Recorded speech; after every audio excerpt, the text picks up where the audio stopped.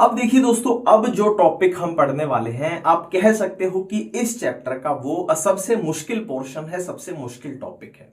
ठीक है, पर मैं आपको ये प्रॉमिस करता हूं, अगर आप मेरी बातों को ध्यान से सुन लेते हो और जो आपके सामने लिखा जाएगा उसको ध्यान से समझ लेते हो, तो इस टॉपिक में मेरी आपसे गारंटी है कि कभी भी लाइफ में कभी दिक्कत नहीं आएगी, दिमाग में सेट हो जाएगा एकदम।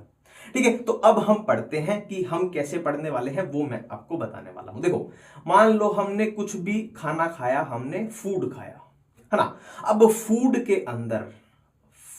के अंदर मेजर तरीके से चार ही चीजें होती हैं। मेजर तरीके से कौन सी? एक तो प्रोटीन होते हैं, एक क्या होते हैं, कार्बोहाइड्रेट्स होते हैं, एक क्या होते हैं, फैट्स होते हैं, और एक क्या होते हैं, न्यूक्लिक एसिड्स होते हैं। मेजर तरीके से यही चार चीजें होती हैं, एक प्रोटीन, एक कार्बोहाइड्रेट्स, एक फैट्स, एक न्यूक्लिक एसिड। मतलब इस चैप्टर में हमें इन्हीं चार चीजों का क्या करना है, डाइजेशन करना है, इन्हीं चार चीजों का डाइजेशन करना है। बट इन चार चीजों के साथ दिक्कत क्या है, देखो हमें अल्टीमेटली इनको कहां पहुंचाना है, ब्लड के अंदर पहुंचाना है, ब्लड से फिर आगे सेल तक पहुंचाना है। बट इनके साथ दिक्कत क्या है, चारों के साथ दिक्कत क्या है कि ये मैक्रोमोलिक्यूल है। ये क्या है, मैक्रोमोलिक्यूल है। मैक्रोमोलिक्यूल का मतलब है इनका साइज इतना बड़ा है कि ये डायरेक्ट ब्लड में नहीं जा सकते। तो हम क्या करते हैं कि भाई साइज बड़ा है तो साइज को छोटा कर लेते हैं। साइज को छोटा कैसे कर लेते हैं, इनको तोड़ लेते हैं, इनको छोटे साइज में तोड़ लेते हैं। देखो, मान लो हमने फूड खाया था, फूड में इतना बड़ा क्या था, मैक्रोमोलिक्यूल था। अब ये प्रोटीन भी हो सकता है, कार्बोहाइड्रेट भी, फैट भी, न्यूक्लिक एसिड है, इतने बड़े साइज का था। इसको थोड़ा ऐसे कर लेते हैं, थोड़ा अच्छा लगेगा। इतने बड़े साइज का था ये मैक्रोमोलिक्यूल। अब ये इतने बड़े साइज का तो ब्लड में जा नहीं सकता, ब्लड में अब्सॉर्ब नहीं हो सकता। तो हमने क्या किया, इसके ऊपर एंजाइम्स का एक्शन करा दिया। अब एंजाइम्स के एक्शन से ये इतने छोटे पीसीस में, इतने छोटे में टूट गया। छोटे हैं पर ये अभी भी बड़े हैं। अभी भी बड़े क्यों हैं, है ना, क्योंकि ये अभी भी ब्लड में मान लो अब्सॉर्ब अभी भी ये नहीं हो पा रहे हैं, अभी भी इनका साइज अब बड़ा है। तो हम क्या करेंगे, फिर से एंजाइम का एक्शन करा देंगे, और अब की बार ये इतने छोटे छोटे पीसीस में टूट चुके हैं, इतने छोटे छोटे पीसीस में टूट चुके हैं। अब इनको क्या है, ब्लड में अब्सॉर्ब किया जा सकता है। अब इनको ब्लड में अब्सॉर्ब किया जा सकता है और अपनी प्रॉब्लम सॉल्व हो गई है। तो बेसिक प्रिंसिपल यही पकड़ना है अपने को कि बड़े मॉलिक्यूल को तोड़ते हुए, है ना, बिल्कुल स्मॉलेस्ट तक चलना है। जैसे प्रोटीन की बात करेंगे तो प्रोटीन को तोड़ते हुए हम उसकी स्मॉलर यूनिट की तरफ जाएंगे। कार्बोहाइड्रेट की बात करेंगे तो उसको तोड़ते हुए हम स्मॉलर यूनिट की तरफ जाएंगे। फैट्स की बात करेंगे तो उसको तोड़ते हुए स्मॉलर यूनिट्स की तरफ। न्यूक्लिक एसिड की बात करेंगे, उसको तोड़ते हुए स्मॉलर यूनिट्स की तरफ जाएंगे। इसका एक और छोटा सा एग्जांपल आपको बताऊं। मान लो ये मोतियों की माला थी, 1 2 3 4 5 6 मोती थे इस माला में। ठीक है, अब ये इतनी बड़ी माला है, इसको ब्लड में अब्सॉर्ब नहीं किया जा सकता, तो इस पे एंजाइम का एक्शन करा दिया तो ये टूट गई। पर फिर भी दो दो मोती आपस में कॉम्बिनेशन में है, इतनी टूटी है ना। पहले क्या थी, इतनी बड़ी थी, अब ये दो दो में टूट गई, अभी भी पर ये अब्सॉर्ब नहीं हो पा रही है। हम फिर से एंजाइम का एक्शन करा देंगे तो अब की बार क्या हुआ, हर एक मोती अलग अलग हो गया है। अब हर एक मोती को अब्सॉर्ब किया जा सकता है, ये बहुत छोटा हो चुका है। तो यही बेसिक प्रिंसिपल है हर चीज का।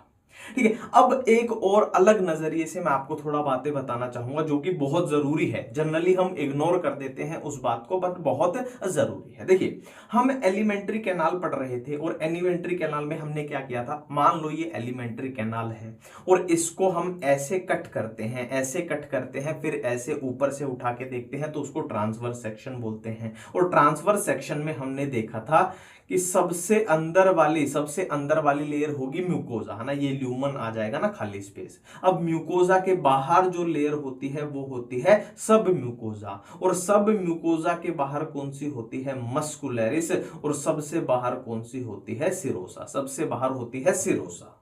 ठीक है, सबसे अंदर कौन सी है, सबसे अंदर है म्यूकोजा, सबसे अंदर है म्यूकोजा, और अपने को म्यूकोजा का ही काम है, अपने को म्यूकोजा का ही काम है, सबसे अंदर वाली का। ठीक है, हमने देखा था एलिमेंट्री कैनाल में, मान लीजिए ये एलिमेंट्री कैनाल है, ये एलिमेंट्री कैनाल है, ये एलिमेंट्री कैनाल है जो कि माउथ से शुरू होती है, एनस पर खत्म होती है। ठीक है, अब हमने देखा था एलिमेंट्री कैनाल के अंदर, एलिमेंट्री कैनाल के अंदर हमने देखा था कि जो म्यूकोजा होती है, ये म्यूकोजा ही हमने बनाई है, जो म्यूकोजा होती है, मान लीजिए यहां पे फेरिंग्स आ रहा है, यहां पे ईसोफेगस, अब स्टमक आना है, तो म्यूकोजा स्टमक के अंदर छोटे छोटे इररेगुलर फोल्ड्स बना देती है, स्टमक के अंदर छोटे छोटे इररेगुलर फोल्ड्स बना देती है, ये स्टमक वाला रीजन है जिसको रुगी बोलते हैं। फिर हमने देखा था कि स्टमक के बाद क्या आएगी, स्मॉल इंटेस्टाइन आएगी, तो स्मॉल इंटेस्टाइन के अंदर जो म्यूकोजा होती है वो विलाई की फॉर्मेशन कर देती है, ये मैं विलाई बना देता हूं, विलाई की फॉर्मेशन कर दी, जाहिर सी बात है दोनों साइड होगी, विलाई की फॉर्मेशन कर देती है। ठीक है, ये अपनी स्मॉल इंटेस्टाइन आ गई, ये अपनी लार्ज इंटेस्टाइन है जिसका अपने को यहां पे कुछ काम नहीं है। ठीक है, अब फूड का जो डाइजेशन हो रहा था उसको एक बार इमेजिन करिए कि हमने माउथ से खाया, उसमें कोई भी ये बड़ा मोलिक्यूल था, बायो मैक्रो मोलिक्यूल था, मैक्रो बड़े साइज का था, तो पूरा भर देते हैं, बड़े साइज का था। अब बड़े साइज के मोलिक्यूल को हमें कहां पहुंचाना है, अब ब्लड में पहुंचाना है, तो डायरेक्ट तो ये अब्सॉर्ब नहीं हो सकता, तो हम क्या करते हैं, इस पे एंजाइम का एक्शन करा देते हैं। अब एंजाइम का एक्शन है ना, एंजाइम कहां से आएंगे, कहां कहां से आते हैं, माउथ में, सलाइवा में भी हो सकता है, स्टमक से भी आ सकता है, कहीं कहीं से, वो आगे हम बात करेंगे डिटेल में। तो भाई इसको हमने इतने पीसीस में तोड़ दिया, इतने पीसीस में तोड़ दिया, बट ये अभी भी बड़े साइज के हैं, अब्सॉर्ब नहीं हो पाएंगे, फिर हमने फिर से एंजाइम का एक्शन करा दिया, और फिर क्या है, ये इतने छोटे छोटे पीसेस में टूट चुका है फूड, अब इतने छोटे छोटे पीसेस में टूट चुका है। अब इस फूड को हमें कहां भेजना है भाई, कहां भेजना है, हमें अब ब्लड में भेजना है। ब्लड में कैसे भेजेंगे, ब्लड में कैसे भेजेंगे, यहां पे होती है ब्लड वेसल्स, ब्लू कलर से बना देता हूं, ये ब्लड वेसल है, रेड से भी बना देते हैं, यहां पे ब्लड वेसल है, यहां पे विलाई के अंदर क्या है, ब्लड वेसल है, विलाई के अंदर ब्लड वेसल है। ठीक है, यहां भी बना देते हैं, ले ये ब्लड वेसल बना दी। अब ये ब्लड वेसल के अंदर इनको क्या होना है, इनको, इस फूड को ब्लड वेसल के अंदर क्या होना है, पेन को थोड़ा पतला करते हैं, इसके अंदर ब्लड वेसल के अंदर इसको क्या होना है, अब्सॉर्ब होना है। देखो डाइजेशन किसको बोलते हैं, बड़े मॉलिक्यूल को छोटे पीसेस में तोड़ दिया, ये तो है डाइजेशन। डाइजेशन, अब्सॉर्प्शन क्या है, जो ये फूड टूट चुका है, अब इसको हम ब्लड वेसल में क्या करा देते हैं, ब्लड वेसल में क्या करा देते हैं, अब्सॉर्ब करा देते हैं, और अल्टीमेटली ये ब्लड वेसल फिर कहां जाएगी, अपने बॉडी ऑर्गन तक, है ना, जिसको ब्रेन में जाना है ब्रेन में जाएगी, हाथों में जाना है हाथों में जाएगी, पैरों में जाना है पैरों में जाएगी, पूरी बॉडी में फैल जाएंगी। तो ये है बेसिक प्रिंसिपल। बट यहां पे एक दिक्कत है, देखो अपने पास जो फूड आइटम है 4 तरीके के हैं, एक है प्रोटीन, एक है कार्बोहाइड्रेट, एक है कार्बोहाइड्रेट, एक है न्यूक्लिक एसिड, एक है न्यूक्लिक एसिड, एक है फैट्स, एक है फैट्स। अब यहां पे जो ये तीन हैं, ये वाले 3 हैं, इनके साथ तो कोई भी दिक्कत नहीं है, ये वाटर सोल्यूबल है, ये वाटर सोल्यूबल है, मतलब ये इजीली जो हमने अभी मैकेनिज्म किया कि डायरेक्ट ब्लड वेसल में ऐसे अब्सॉर्ब हो जाएंगे, इनको कोई दिक्कत नहीं है ना। प्रोटीन यहां से टूट के, कार्बोहाइड्रेट यहां से टूट के, न्यूक्लिक एसिड यहां से टूट के, और जो टूट के इनके है ना स्मॉलर यूनिट बनी है, वो ऐसे डायरेक्ट ब्लड में अब्सॉर्ब हो जाएगी, वाटर सोल्यूबल है, कोई भी दिक्कत नहीं है।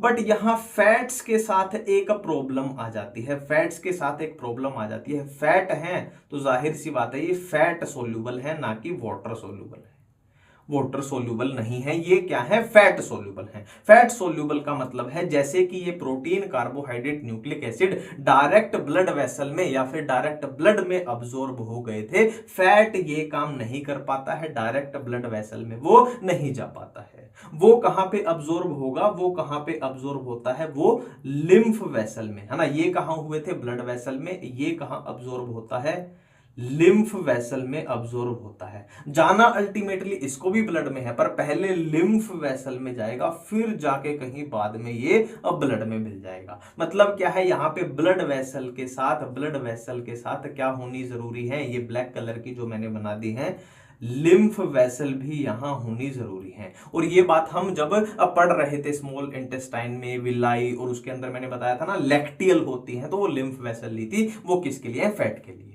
तो ये पूरा सिनेरियो अपने को समझ में आ रहा है कि डाइजेशन तो क्या होती है कि बड़े मॉलिक्यूल को छोटे पीसेस में तोड़ दिया, अब इन छोटे पीसेस को ब्लड में हमें अब्सॉर्ब कराना है, तो डायरेक्ट ब्लड में यानी डायरेक्ट ब्लड वेसल में कौन चले जाएंगे, जो वाटर सोल्यूबल है, प्रोटीन, कार्बोहाइड्रेट, न्यूक्लिक एसिड से जो अपने मोनोमर बने हैं।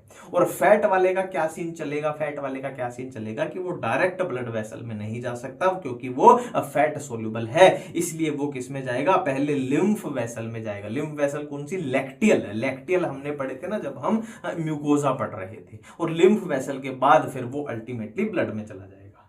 ठीक है, तो इसीलिए इसका थोड़ा सा अलग फ्लो, फैट के लिए हम थोड़ा सा अलग से पढ़ेंगे कि कैसे कैसे क्या क्या स्ट्रक्चर बनती है, और इन तीनों को हम एक साथ में पढ़ लेंगे। ठीक है, अब हम जो काम करने वाले हैं, सबसे पहले अब हम जो काम करने वाले हैं वो हम करने वाले हैं, हम एंजाइम्स देखने वाले हैं, हम एंजाइम्स देखने वाले हैं। अल्टीमेटली अपने को डाइजेशन कराना है, और डाइजेशन के लिए कौन काम आएंगे, एंजाइम ही तो काम आएंगे। तो अब हम देखेंगे कि कहां से कौन सा एंजाइम रिलीज होता है, और वो किसकी डाइजेशन के लिए, किसकी मतलब मान लो गैस्ट्रिक जूस है ना, स्टमक में एंजाइम है कि वो प्रोटीन के लिए है, या फिर इसके लिए है, या फिर इसके लिए है। सलाइवा में जो एंजाइम है वो किसके लिए है ना, पैनक्रियाज में जो एंजाइम है वो किसके लिए है, कौन किसकी कहां पे डाइजेशन करेगा, वो हम देखना चाहते हैं सारे एंजाइम। एंजाइम का नाम सिंपल सा होता है, देखो फॉर एग्जांपल किसी एंजाइम का नाम लाइपेज है, किसी एंजाइम का नाम लाइपेज है। अब नाम में यार लाइपेज मतलब लिपिड, मतलब ये फैट के लिए एंजाइम होगा ना, लिपिड नाम से यार है। जैसे किसी एंजाइम का नाम अमाइलेज आ जाए, अमाइलेज आ जाए मतलब वो स्टार्च के लिए यानी कार्बोहाइड्रेट के लिए वो एंजाइम है, कुछ इस तरीके से होता है। तो अब हम देखने वाले हैं कि कौन सी जगह से कौन सा एंजाइम निकलता है और वो कौन से फूड को डाइजेस्ट करता है।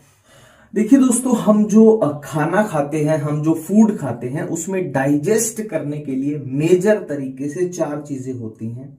चार कौन सी, एक तो होते हैं कार्बोहाइड्रेट्स, कार्बोहाइड्रेट्स,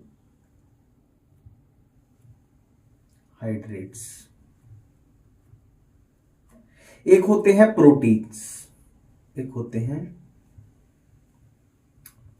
प्रोटीन्स, एक होते हैं न्यूक्लिक एसिड। ये जो मैं फ्लो बता रहा हूं ना, बहुत जबरदस्त फ्लो है डाइजेशन को समझने के लिए। ये जो चार्ट मैं बताऊंगा है ना, बहुत आसान तरीके से यहां से चीजें कवर हो जाती हैं।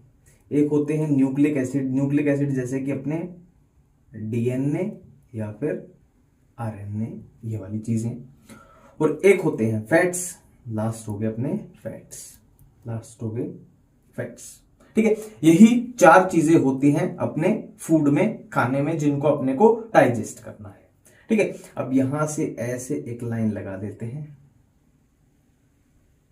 ठीक है, एक लाइन हम ऐसे लगा देते हैं। ठीक है, अब देखिए कहां कहां पे हम जो अपने चैप्टर में पढ़ चुके हैं, एक बार थोड़ा सा रिमाइंड करके सोचो कि कहां कहां पे इनको अपने को क्या करना है, डाइजेस्ट करना है। तो कहां कहां पे डाइजेस्टिव जूस हमने देखा था, डाइजेस्टिव जूस, डाइजेशन के लिए एंजाइम्स कहां कहां पे हमने देखे थे, सिर्फ चार जगह पे हमने देखे थे। एक तो हमने देखा था सलाइवा, एक तो हमने देखा था सलाइवा कि जिसमें डाइजेशन के लिए एंजाइम्स होते हैं। ठीक है, एक बात हो गई, लो सलाइवा को यहां पे क्लोज कर देते हैं, ये हमने कर दिया। ठीक है, फिर नेक्स्ट फेरिंग्स आया, फेरिंग्स में कोई भी एंजाइम नहीं था। ईसोफेगस आया, वहां पे कोई भी एंजाइम नहीं था। उसके बाद आता है स्टमक, तो स्टमक में एंजाइम होते हैं, और स्टमक के जूस को क्या बोलते हैं हम, गैस्ट्रिक जूस बोलते हैं। तो यहां जो जूस पाया जाएगा वो होगा गैस्ट्रिक जूस, गैस्ट्रिक जूस पाया जाएगा स्टमक के अंदर। ठीक है, ये हम स्टमक वाला बंद कर देते हैं। स्टमक के बाद क्या आती है, फिर अपनी स्मॉल इंटेस्टाइन आती है, जिसमें ड्यूडेनम, ज्यूजेनम, इलियम है ना। लार्ज इंटेस्टाइन में डाइजेशन नहीं होता है, स्मॉल इंटेस्टाइन तक ही वो सीमित रह जाता है। अब स्मॉल इंटेस्टाइन में याद कीजिए, ड्यूडेनम के अंदर किसके एंजाइम आ रहे थे, पैनक्रियाज के, जिसको हम पैनक्रियाटिक जूस बोल देते हैं, जिसको हम पैंक्रियाटिक जूस का नाम दे देते हैं, पैंक्रियाटिक जूस, ये बंद कर देते हैं। ठीक है। अब इसके अलावा इंटेस्टाइन के अपने भी ग्लैंड्स थे, है ना, ये तो पेनक्रियास से आए जो इंटेस्टाइन में खुले ड्यूडेनम में, पर इंटेस्टाइन के अपने भी तो ग्लैंड्स थे जो मैंने क्रिप्ट करके बताए थे, क्रिप्ट ऑफ लेबरकुहेन, और ब्रूनर्स ग्लैंड थे सब म्यूकोजा ऑफ ड्यूडेनम में। उनका जो जूस था उसको हमने क्या नाम दिया था, इंटेस्टाइनल जूस, उसको हमने नाम दिया था इंटेस्टाइनल जूस, या फिर उसी का दूसरा नाम है सक्कस एंटेरिकस, उसी का दूसरा नाम है सक्कस एंटेरिकस। एंटेरो वर्ड जहां भी आ जाए मतलब वो इंटेस्टाइन के रिलेटेड है, सक्कस एंटेरिकस, ये मैंने यहां पे लिख दिया। तो ये है सारी मिला जुला के चीजें, है ना, यहां पे अपने को देखने को मिलेगा। अब अपने को देखना ये है किसको डाइजेस्ट करने के लिए कहां पे कौन सा एंजाइम होता है, बारी बारी से हम बात करेंगे। जैसे कि सबसे पहले हम सलाइवा की बात करने जा रहे हैं, तो सलाइवा के अंदर प्रोटीन को डाइजेस्ट करने के लिए कोई भी एंजाइम नहीं होता, ना ही न्यूक्लिक एसिड के लिए होता है, ना ही फैट के लिए होता है। जबकि कार्बोहाइड्रेट्स की बात करें तो सलाइवा में हमने एक एंजाइम देखा था सलाइवरी अमाइलेज, एक एंजाइम देखा था सलाइवरी अमाइलेज। और अमाइलेज का तो मतलब ही क्या है, अमाइलेज का तो मतलब ही क्या है कि कार्बोहाइड्रेट की डाइजेशन के लिए वो एंजाइम है। ये बात खत्म होगी, सलाइवा में ये है अपना डाइजेशन का लेखा जोखा। अब हम बात करते हैं गैस्ट्रिक जूस, यानी स्टमक के अंदर जो भी माल मसाला है वो किस किस चीज को यहां डाइजेस्ट कर सकता है। तो कार्बोहाइड्रेट की डाइजेशन के लिए स्टमक में कोई भी एंजाइम नहीं होता। न्यूक्लिक एसिड की डाइजेशन के लिए स्टमक में कोई भी एंजाइम नहीं होता। फैट्स की बात करें तो यहां पे एक एंजाइम होता है gastric lipase, gastric lipase, gastric lipase.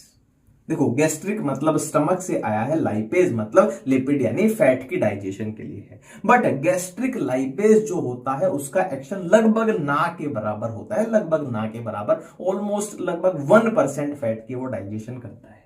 Protein की बात करें तो स्टमक में एक बड़ा ही फेमस इस पे स्टार लगा लेंगे, पेप्सिन पाया जाता है स्टमक के अंदर प्रोटीन की डाइजेशन के लिए। अब पेप्सिन कहां से आया, कैसे आया, ये बात हम ऑलरेडी कर चुके हैं, पर फिर भी मैं आपको रिमाइंड कराना चाहूंगा। देखो स्टमक के अंदर सेल थी, याद करो, चीफ सेल थी, या फिर इन्हीं का दूसरा नाम था पेप्टिक सेल, चीफ सेल या पेप्टिक सेल।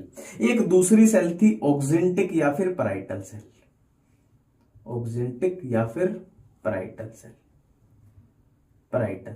देखो स्टमक गैस्ट्रिक ग्लैंड्स के अंदर तीन टाइप की सेल थी, एक म्यूकस नेक सेल, है ना, और दूसरी कौन सी थी, चीफ या पेप्टिक या जाइमोजन, इन्हीं का नाम है, और तीसरी कौन सी थी, ऑक्जेंटिक या पैराइटल सेल। म्यूकस का हमें यहां कोई काम नहीं है, तो हम यहां पे सिर्फ दो देख रहे हैं, चीफ या पेप्टिक या ऑक्जेंटिक या पैराइटल। ठीक है, अब चीफ या पेप्टिक सेल क्या करती है, क्या रिलीज करती है, ये कौन सा एंजाइम सिक्रीट करती है, पेप्सिनोजन, ये पेप्सिनोजन। ठीक है, और ये पेप्सिनोजन जो है ये इनएक्टिव एंजाइम है, इनएक्टिव फॉर्म में है। इसको एक्टिव होने के लिए क्या चाहिए, पेप्सिनोजन को एक्टिव होने के लिए क्या चाहिए, एसिडिक कंडीशन चाहिए, और थोड़ी बहुत नहीं, अच्छी खासी बढ़िया वाली एसिडिक कंडीशन चाहिए, इसको एसिडिक कंडीशन चाहिए।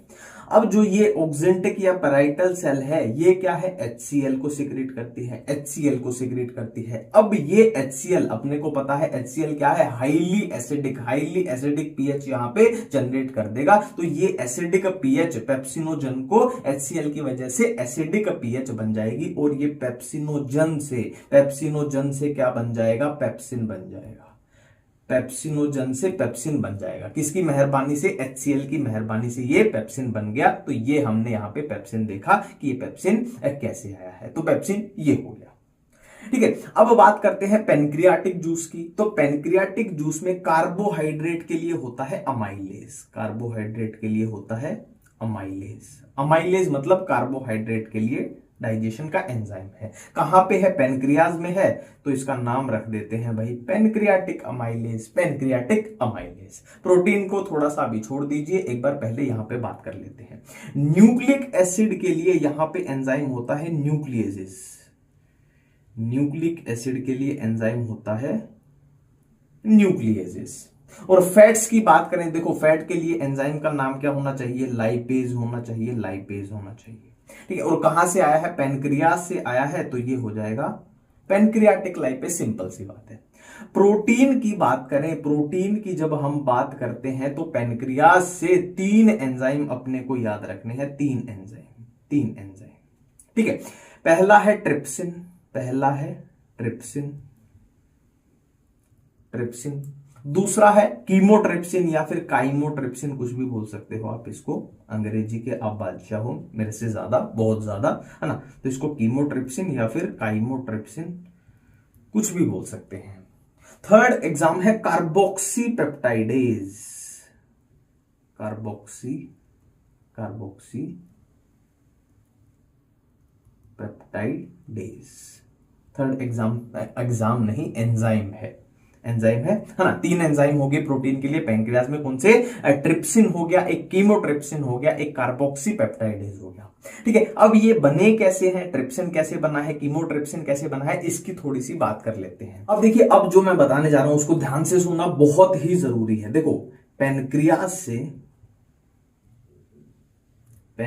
से प्रोटीन की डाइजेशन के लिए,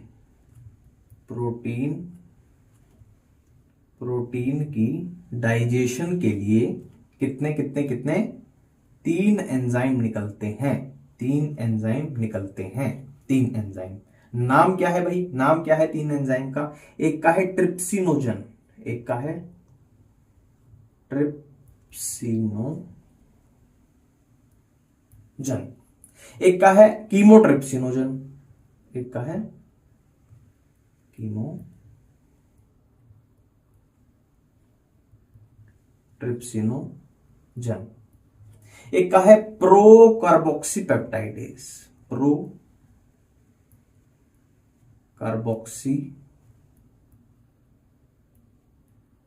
पेप्टाइडेज। ठीक है, अब ये तीनों ही एंजाइम जो है इनएक्टिव फॉर्म में है। इनएक्टिव पहचानने का तरीका बताता हूं, देखो जैसे पेप्सिनोजन जिसके पीछे जन आ जाए मतलब वो इनएक्टिव है। इसके पीछे देखो क्या आ रहा है, जन आ रहा है, मतलब ये इनएक्टिव फॉर्म में है। इसके पीछे भी जन आ रहा है, मतलब ये एंजाइम भी इनएक्टिव फॉर्म में है। और जिस एंजाइम के आगे प्रो आ जाए वो भी इनएक्टिव फॉर्म में है, मतलब ये भी इनएक्टिव है, ये भी इनएक्टिव है, ये भी इनएक्टिव है। अब होगा क्या, ट्रिप्सिनोजन के ऊपर एक एंजाइम काम करेगा, ट्रिप्सिनोजन के ऊपर एक एंजाइम काम करेगा जिसका नाम है एंटेरोकाइनेज, जिसका नाम है एंटेरोकाइनेज। और मैंने आपको बताया है कि जहां भी एंटेरो वर्ड आ जाए ना, मतलब वो इंटेस्टाइन के रिलेटेड है। मतलब आपसे पूछ लिया जाए एंटेरोकाइनेज कौन सिक्रेट करता है, तो एंटेरो मतलब इंटेस्टाइन, मतलब इसको इंटेस्टाइन सिक्रेट करती है। अब एंटेरोकाइनेज के एक्शन से जो ट्रिप्सिनोजन जो कि इनएक्टिव था वो एक्टिवेट हो जाएगा, एक्टिव फॉर्म में आ जाएगा। और इसकी एक्टिव फॉर्म क्या है, ट्रिप्सिन। एक्टिव फॉर्म क्या है, ट्रिप्सिन है। एक्टिव फॉर्म क्या है, ट्रिप्सिन है। ठीक है, अब देखिए होगा क्या, ये जो ट्रिप्सिन है ये इसके ऊपर भी एक्शन करेगा और इसके ऊपर भी एक्शन करेगा। एक्शन कैसे करेगा, ये भी इनएक्टिव था, ये भी इनएक्टिव था, तो ये दोनों को क्या कर देगा, एक्टिवेट कर देगा। दोनों को एक्टिवेट कैसे कर देगा, देखो जैसे इसके पीछे से ट्रिप्सिन, खाली ये ट्रिप्सिन रह गया था, ये कट गया था, इसको एक्टिवेट होगा, ये खाली कीमोट्रिप्सिन रह जाएगा, ये हट जाएगा, इसका एक्टिवेट फॉर्म आके इसकी। ठीक है, और इसकी एक्टिवेट फॉर्म क्या है, इसके आगे से प्रो हटा देंगे तो ये क्या बन जाएगा, कार्बोक्सी पेप्टाइडेज बन जाएगा। तो यहां अल्टीमेटली अपने पास 3 एक्टिव एंजाइम आ चुके हैं। एक तो हो गया ट्रिप्सिन हो गया, है ना, और कौन सा हो गया, एक कीमोट्रिप्सिन हो गया और एक हो गया कार्बोक्सी पेप्टाइडेज। बस ध्यान ये रखना है, जैसे कि यहां पे पेप्सिनोजन को एक्टिवेट किया था HCl ने, यहां पे ट्रिप्सिनोजन को एक्टिवेट किया है एंटेरोकाइनेज ने, और ट्रिप्सिन ने फिर क्या है, इन दोनों को एक्टिवेट कर दिया। ध्यान ये रखना है, ऐसे मत कर देना कि एंटेरोकाइनेज ही इसको एक्टिवेट करेगा और इसको भी और इसको भी, ऐसे मत कर देना। एंटेरोकाइनेज का लेना देना सिर्फ ट्रिप्सिनोजन के साथ है, बाकी आगे ट्रिप्सिन का काम है इन दोनों के साथ। ठीक है, तो अब पता चल गया कि ये 3 एंजाइम अपने कहां से आए हैं, एक ट्रिप्सिन, एक कीमोट्रिप्सिन, एक कार्बोक्सी पेप्टाइडेज। ठीक है, ये टॉपिक अपना क्लियर हो चुका है। अब बात करते हैं इंटेस्टाइनल जूस में कौन से एंजाइम पाए जाएंगे। ठीक है, कार्बोहाइड्रेट्स के लिए कौन से पाए जाएंगे, माल्टेज। अब माल्टेज क्या है, ये कहाँ काम आएंगे, यहां पे याद करने की कुछ भी जरूरत नहीं है, ऑटोमेटिक हो जाएगा। माल्टेज, लैक्टेज, जाहिर सी बात है, माल्टेज मतलब माल्टोज की डाइजेशन करेगा, लैक्टेज मतलब लैक्टोज की डाइजेशन करेगा, और सुक्रेज, सुक्रेज मतलब जो सुक्रोज की डाइजेशन करेगा। इनको याद मत करो अभी क्या है क्यों है, टेंशन मत लो, आगे सब क्लियर हो जाएगा। प्रोटीन के लिए बात करें तो इंटेस्टाइनल जूस में डाइपेप्टाइडेज पाया जाएगा। अब डाइपेप्टाइडेज क्या होता है ये आपको सोचने की जरूरत नहीं है, ये आपको समझाने का मेरा काम है, आगे मैं समझाऊंगा, ये आपको यहां दिमाग लगाने की जरूरत नहीं है, बस इतना है, देखते चलो जो मैं लिख रहा हूं। ठीक है, और न्यूक्लिक एसिड के लिए यहां पाए जाएंगे न्यूक्लियोटाइडेज, न्यूक्लियोटाइडेजिस, टाइडेजिस लिख देते हैं ना, टाइडेजिस एंजाइम है ना, और न्यूक्लियोसाइडेजिस, न्यूक्लियोटाइडेजिस मतलब न्यूक्लियोटाइड्स के लिए, न्यूक्लियोसाइडेजिस मतलब न्यूक्लियोसाइड्स के लिए, न्यूक्लियोसाइडेजिस। ठीक है, और फैट्स के लिए यहां पाया जाएगा सिंपल लाइपेज, लाइपेज मतलब फैट्स के लिए, लाइपेज मतलब फैट्स के लिए। फैट्स की डाइजेशन थोड़ी अलग चलती है ना, इन तीनों की सिमिलर चलती है, इन तीनों की सिमिलर वे में चलेगी, फैट्स की थोड़ी सी डाइजेशन अलग हो जाती है ना, इसमें इमल्सिफिकेशन और वो सब होता है, थोड़ी अलग चीजें होती हैं, पर उसको भी हम क्लियर कर लेंगे। बट अभी आप अपने सामने ये देखो कि एंजाइम अपने सारे क्लियर हैं कि भाई कौन सा एंजाइम किस चीज के लिए कहां से आ रहा है, इससे अलग एंजाइम अपने को ध्यान में नहीं रखने हैं। ठीक है, बस ये याद रखना, देखो ये प्रोटीन के जैसे पेप्सिन है ना, पेप्सिन जैसा ही नाम कैसा है, trypsin, pepsin trypsin, pepsin trypsin मतलब ये प्रोटीन के होते हैं, ये स्टमक से, ये पैंक्रियास से, और कौन कैसे एक्टिवेट हुआ है ये भी हम डिटेल में पूरा समझ चुके हैं, देख चुके हैं। अब हम आगे बढ़ते हैं कि कार्बोहाइड्रेट है तो उसका डाइजेशन करेंगे कैसे, प्रोटीन है तो उसका डाइजेशन करेंगे कैसे, मतलब ये एंजाइम है, ये एंजाइम है, एंजाइम है, एंजाइम है, इसका यूज कहां पे होगा, किस स्टेज पे होगा, कैसे होगा। ठीक है, अब हम इनका डाइजेशन समझते हैं। तो अब देखिए हम एंजाइम को कंप्लीटली समझ चुके हैं कि कहां पे किस चीज के लिए कौन सा एंजाइम है। अब हम फूड की डाइजेशन स्टार्ट कर रहे हैं, हम बारी बारी से करेंगे, जैसे कि फॉर एग्जांपल पहले हम कार्बोहाइड्रेट्स की डाइजेशन पढ़ेंगे, फिर हम प्रोटीन की डाइजेशन पढ़ेंगे, फिर हम न्यूक्लिक एसिड की, और लास्ट में फैट्स की डाइजेशन पढ़ेंगे। फैट्स की अब्जॉर्प्शन में थोड़ा अलग सीन होता है ना, मैंने बताया था आपको, लिम्फ वेसल वाला सीन होता है अलग से, तो इसलिए इसको लास्ट में पढ़ेंगे। सबसे पहले हम कार्बोहाइड्रेट्स की बात करने वाले हैं। देखिए कार्बोहाइड्रेट्स जो हम खाते हैं ना, उसमें क्या होते हैं, पॉलीसेकेराइड होते हैं, उसमें पॉलीसेकेराइड होते हैं, जो हम खाते हैं पॉलीसेकेराइड होते हैं। ठीक है, बेसिक प्रिंसिपल वही है, बेसिक प्रिंसिपल वही है, बड़े साइज का मॉलिक्यूल है, इसको हमने छोटे साइज में तोड़ दिया, फिर भी अब्सॉर्ब नहीं हो रहा तो और छोटे साइज में तोड़ दिया, बेसिक प्रिंसिपल यही चलेगा। जैसे पॉलीसेकेराइड है, पॉलीसेकेराइड है, ये बहुत बड़े साइज का है, तो हमें इसको छोटे साइज में तोड़ना पड़ेगा। अब पॉलीसेकेराइड को जब तोड़ोगे तो किस में टूट जाएगा, डाइसेकेराइड में टूट जाएगा, है ना। एंजाइम भी लिखना है तो थोड़ा जगह ले लेते हैं एंजाइम लिखने की, इतनी जगह ले लेते हैं। ठीक है, तो पॉलीसेकेराइड को तोड़ोगे जगह तो ये डाइसेकेराइड में टूट जाएगा, डाइसेकेराइड में, है ना। पोली मतलब बहुत सारे सेकेराइड थे, डाई मतलब सिर्फ दो ही बचे हैं, है ना, हमने तोड़ दिया उसको। ठीक है, अब डाइसेकेराइड को अगर आप तोड़ोगे तो ये किसमें, डाई मतलब दो, तो और छोटी स्मॉलेस्ट यूनिट क्या है, मोनोसेकेराइड, स्मॉलेस्ट यूनिट में अब ये टूट जाएगा, मोनोसेकेराइड में टूट जाएगा। पॉलीसेकेराइड का अगर एग्जांपल लें तो स्टार्च इसका एक एग्जांपल है, स्टार्च, स्टार्च। ठीक है, डाइसेकेराइड का एग्जांपल अगर मैं आपको बताऊं तो माल्टोस, माल्टोस। ठीक है, लैक्टोज, लैक्टोज और सुक्रोज, और सुक्रोज, ये डाइसेकेराइड के एग्जाम्पल हैं। और मोनोसेकेराइड का एग्जाम्पल लें तो देखो यहां पे एक चीज मैं आपको बताना चाहूंगा, एक और साथ में ही यहां पे देखो, माल्टोस जो है वो किससे मिलके बना होता है, वो ग्लूकोज प्लस ग्लूकोज से मिलके बनता है। लैक्टोस की बात करें तो वो ग्लूकोज प्लस गैलेक्टोज से मिलके बनता है। सुक्रोज की बात करें तो ग्लूकोज प्लस फ्रक्टोज से मिलके बनता है। ठीक है, तो माल्टोज, ये जो माल्टोज जैसे ग्लूकोज प्लस ग्लूकोज से मिलके बना है, लैक्टोज इससे, इसके सुक्रोज इससे, तो ये जो अपने हैं ये मोनोसेकेराइड ही हैं। ये डाइसेकेराइड अगर हैं तो डाइसेकेराइड मोनोसेकेराइड से ही मिलके बनते हैं। तो मोनोसेकेराइड के एग्जाम्पल हो जाएंगे ग्लूकोज, गैलेक्टोज,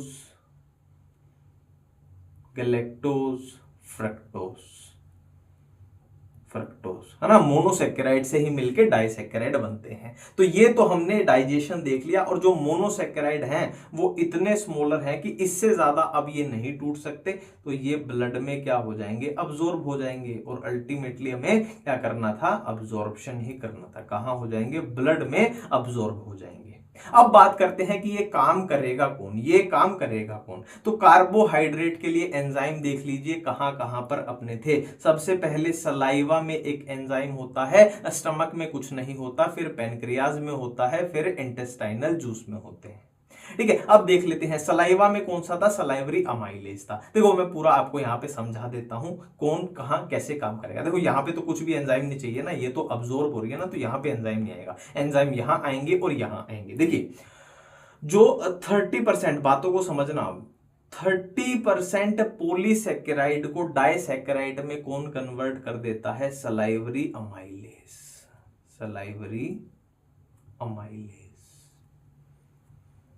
अमाइलेज। ठीक है, सलाइवरी अमाइलेज ने क्या किया, 30% पॉलीसेकेराइड को, ये वाला एरो जो रिएक्शन दिखा रहा है 30% इसने ये काम करके दिखा दिया।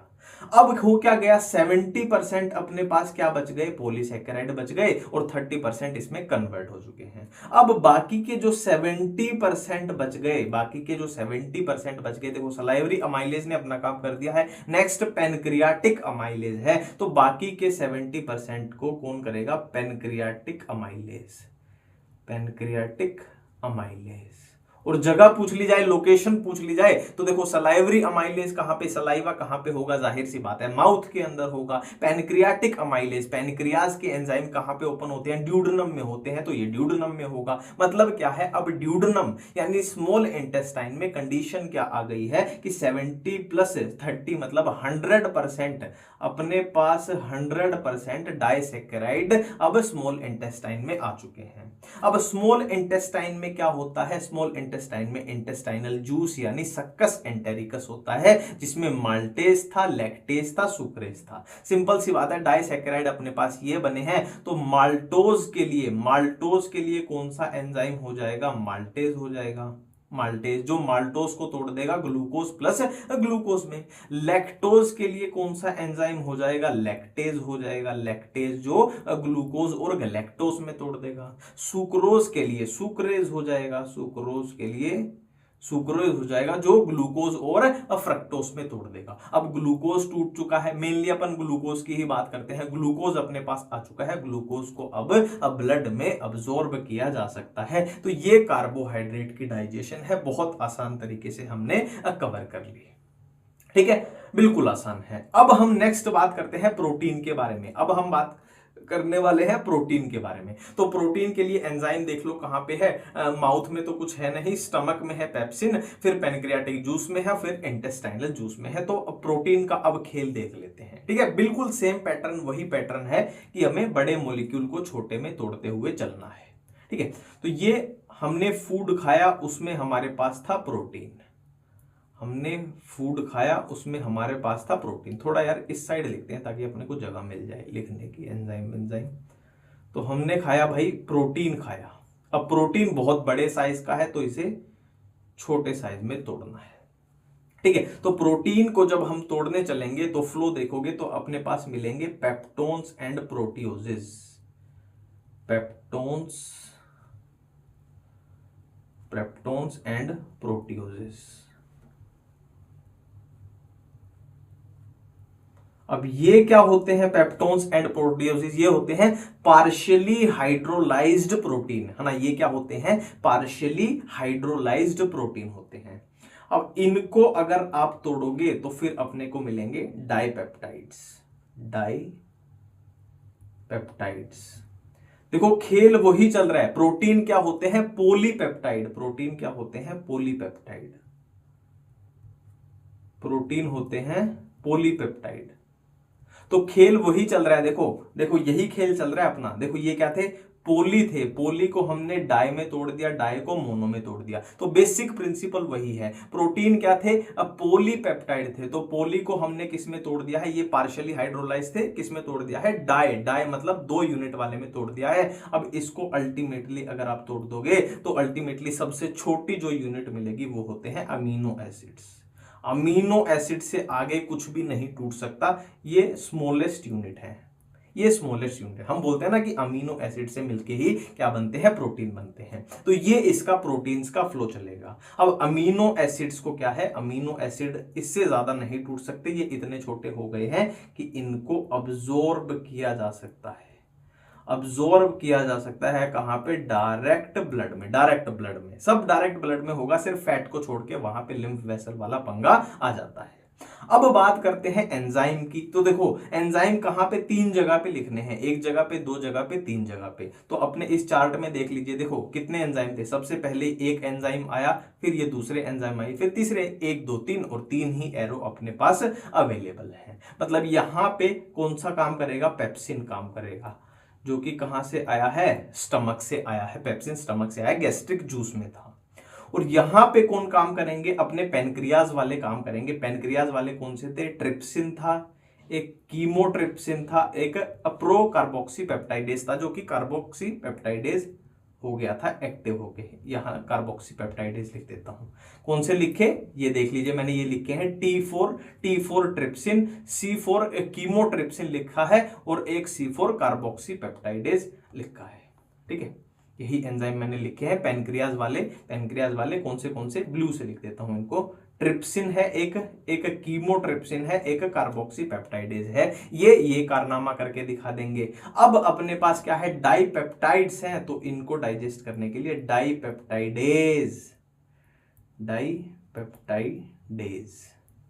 डाइपेप्टाइडेज जो कि कहां पे था, देख लीजिए डाइपेप्टाइडेज जो कि कहां पे था, इंटेस्टाइनल जूस में था। और लोकेशन की तो अपने को दिक्कत नहीं आनी चाहिए। दिक्कत क्यों नहीं आनी चाहिए, आपसे पूछ लिया जाए ये जो एरो है ये कारनामा कहां पे होता है, तो भाई पेप्सिन है, तो पेप्सिन कहां पे होता है, स्टमक में होता है, तो स्टमक में होता है, सिंपल सी बात है। अब ये कारनामा कहां पे होता है, तो ये एंजाइम किसके हैं, पैनक्रियाज के एंजाइम है। तो पैनक्रियाटिक एंजाइम कहां पे रिलीज होते हैं, ड्यूडेनम में, तो स्मॉल इंटेस्टाइन में होता है। और ये कारनामा कहां पे होता है, तो डाइपेप्टाइडेज किसका था, इंटेस्टाइनल जूस था, तो ये भी स्मॉल इंटेस्टाइन में ही होता होगा। सिंपल सी बात है, लोकेशन की तो कोई दिक्कत ही नहीं है। ठीक है, तो ये प्रोटीन को भी हमने यहां पे एक तरीके से डाइजेस्ट करा के अब्सॉर्ब करा दिया।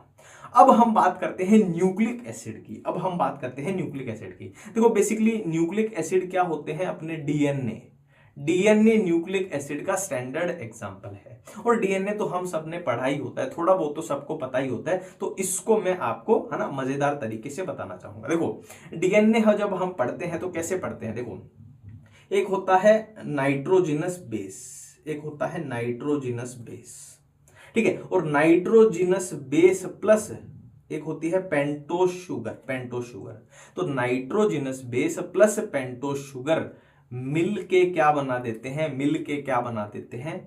न्यूक्लियोसाइड बना देते हैं। ठीक है, अब न्यूक्लियोसाइड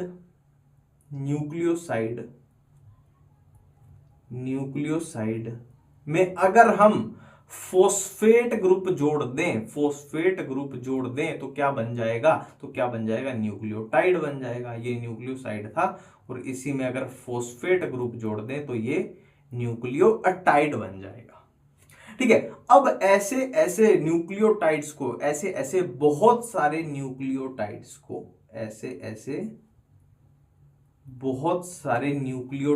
को, न्यूक्लियोटाइड्स, और ऐसे मैं यहां पे एन लगा देता हूं। एन मतलब बहुत सारे न्यूक्लियोटाइड्स को हमने जोड़ दिया है, तो क्या बन जाएगा, अपना न्यूक्लिक एसिड बन जाएगा। न्यूक्लिक एसिड यानी डीएनए भी लिख सकते हैं, पर मैं यहां पे न्यूक्लिक एसिड लिखना चाहूंगा क्योंकि इस चैप्टर में यही सही से रिलेट होगा। ये न्यूक्लिक एसिड बन जाएगा। ठीक है, अब देखिए अगर आपको बोल दिया जाए आपने जो खाना खाया उसके अंदर क्या प्रेजेंट था, न्यूक्लिक एसिड प्रेजेंट था। हम पढ़ रहे थे ना protein, carbohydrate, nucleic acid, fat, तो न्यूक्लिक एसिड प्रेजेंट था।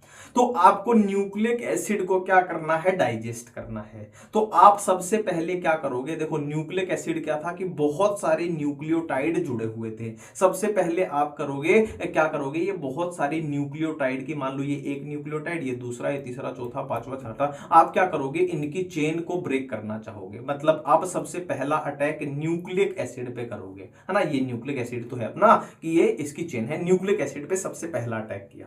अब न्यूक्लिक एसिड पे अटैक करते ही आपके पास क्या आ जाएंगे, न्यूक्लियोटाइड्स आ जाएंगे। आपके पास क्या आ जाएंगे, न्यूक्लियोटाइड्स आ जाएंगे। तो दूसरा अटैक आप कहां करना चाहोगे, इस पे करना चाहोगे कि इसको तोड़ देते हैं। अब ये किसमें टूट जाएगा, फोस्फेट प्लस न्यूक्लियोसाइड में टूट जाएगा, है ना, न्यूक्लियोसाइड में टूट जाएगा। तो तीसरा अटैक न्यूक्लियोसाइड, यानी यहां पे भी न्यूक्लियोसाइड है, ये न्यूक्लियोसाइड पे करना चाहोगे तीसरा अटैक। न्यूक्लियोसाइड पे जब अटैक होगा तो ये पेंटोस शुगर और नाइट्रोजनस बेस में टूट जाएगा। तो अपने पास देख लो इससे आगे ये टूट ही नहीं सकता, ये स्मॉलेस्ट फॉर्म आ गई है, फिर इसको क्या है, अब्सॉर्ब कर ले जाएगा। तो अपने पास बेसिकली 3 अटैक हुए, एक न्यूक्लिक एसिड पे, एक न्यूक्लियोटाइड पे, एक न्यूक्लियोसाइड पे। अब इनके नाम से देखो, न्यूक्लिक एसिड, तो इसके लिए एंजाइम का नाम क्या होना चाहिए, न्यूक्लिक एसिड के लिए न्यूक्लियेजिस किस पे अटैक करेगा, न्यूक्लिक एसिड पे। अब यहां पे है न्यूक्लियोटाइडेजिस, मतलब ये न्यूक्लियोटाइड्स पे, है ना, अपना एक्शन दिखाएगा। नेक्स्ट है न्यूक्लियोसाइडेजिस, तीन ही काम करने थे ना अपने, एक न्यूक्लिक एसिड पे करना था, न्यूक्लियेजिस जो कि पैनक्रियाटिक जूस में है, और एक न्यूक्लियोटाइड। एक बार फिर से करता हूं, देखो न्यूक्लिक एसिड के लिए न्यूक्लियेजिस, न्यूक्लियोटाइड के लिए न्यूक्लियोटाइडेजिस, न्यूक्लियोसाइड के लिए न्यूक्लियोसाइडेजिस, और अल्टीमेटली अपने को ये मिल जाएंगे जिनको अब्सॉर्ब किया जा सकता है। बस आपको ध्यान क्या रखना है, यहां पे ध्यान क्या रखना है, जो न्यूक्लियेजिस एंजाइम है वो पेनक्रियाज में होता है, और न्यूक्लियोटाइडेजिस एंड न्यूक्लियोसाइडेजिस किस में होते हैं, सक्कस एंटेरिकस यानी इंटेस्टाइनल जूस में होते हैं। देख लीजिए न्यूक्लियेजिस किस में था, पेनक्रियाटिक जूस में था, और न्यूक्लियोटाइडेजिस एंड साइडेजिस इंटेस्टाइनल जूस यानी सक्कस एंटेरिकस में थे। ये बात आपको हर हाल में ध्यान में रखनी है, इसमें कंफ्यूजन होगी। बिल्कुल क्लियर है। अब बचता है अपना फैट, जिसका काम थोड़ा सा इनसे बाकी से अलग चलेगा, कहां पे, अब्जॉर्प्शन के लेवल पे। ठीक है, अब हम फैट की बात करते हैं। तो देखिए दोस्तों, अब हम पढ़ने वाले हैं फैट की डाइजेशन एंड अब्जॉर्प्शन, और ये थोड़ा जरूरी टॉपिक है क्योंकि, है ना, फैट जो है वो बाकियों से अलग चलता है। क्यों अलग चलता है उसके रीजन भी हम देख चुके हैं, पर मैं फिर से आपको एक बार बताना चाहूंगा। देखिए, ये मान लीजिए अपनी एलिमेंट्री कैनाल थी, और यहां से ये मैं स्मॉल इंटेस्टाइन का पोर्शन छोड़ देता हूं यहां से, ठीक है। तो स्मॉल इंटेस्टाइन में क्या होता है, जो एलिमेंट्री कैनाल की म्यूकोजा लेयर है मान लीजिए, ठीक है, तो म्यूकोजा क्या करती है, वो इस तरीके से विलाई की फॉर्मेशन करती है ना, इस तरीके से विलाई की फॉर्मेशन करती है। अब विलाई की फॉर्मेशन क्या है, क्यों है ना, वो हम देख चुके हैं। बट होगा क्या यहाँ पे, अल्टीमेटली यहाँ पे देखो हमने फूड को डाइजेस्ट कर लिया है, अब इसे हमें क्या करवाना है, अब्जॉर्ब कराना है। तो हमने बात की थी कि जो अपना प्रोटीन नेचर का फूड है, या फिर कार्बोहाइड्रेट है, या फिर न्यूक्लिक एसिड नेचर का फूड है, वो तो क्या होगा, मान लीजिए यहाँ पे ब्लड वेसल होती है, ये ब्लड वेसल है, ये भी एक ब्लड वेसल है, ये भी एक ब्लड वेसल है, तो वो फूड क्या होगा, डायरेक्ट ब्लड वेसल में अब्सॉर्ब हो जाता है।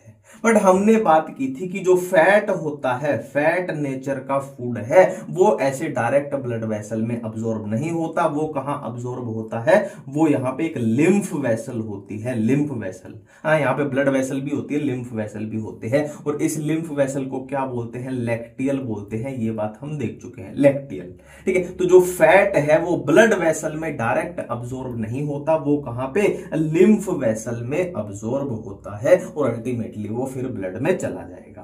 तो ये हमने बेसिक प्रिंसिपल देखा था। और फैट के अगर एंजाइम की बात करें, फैट के अगर इसको डाइजेस्ट करने के लिए एंजाइम हमने 3 जगह पर देखे थे। एक तो था गैस्ट्रिक लाइपेज मतलब लिपिड, मतलब है ना, फैट को डाइजेस्ट करने के लिए एंजाइम है। गैस्ट्रिक लाइपेज, एक देखा हमने पेनक्रियाटिक लाइपेज, पेनक्रियाटिक लाइपेज, एक हमने देखा था इंटेस्टाइन के, है ना, इंटेस्टाइनल जूस में था जो, उसको हम बोल सकते हैं इंटेस्टाइनल लाइपेज। सक्कस एंटेरिकस में जो था, सक्कस एंटेरिकस इंटेस्टाइनल जूस का ही दूसरा नाम है।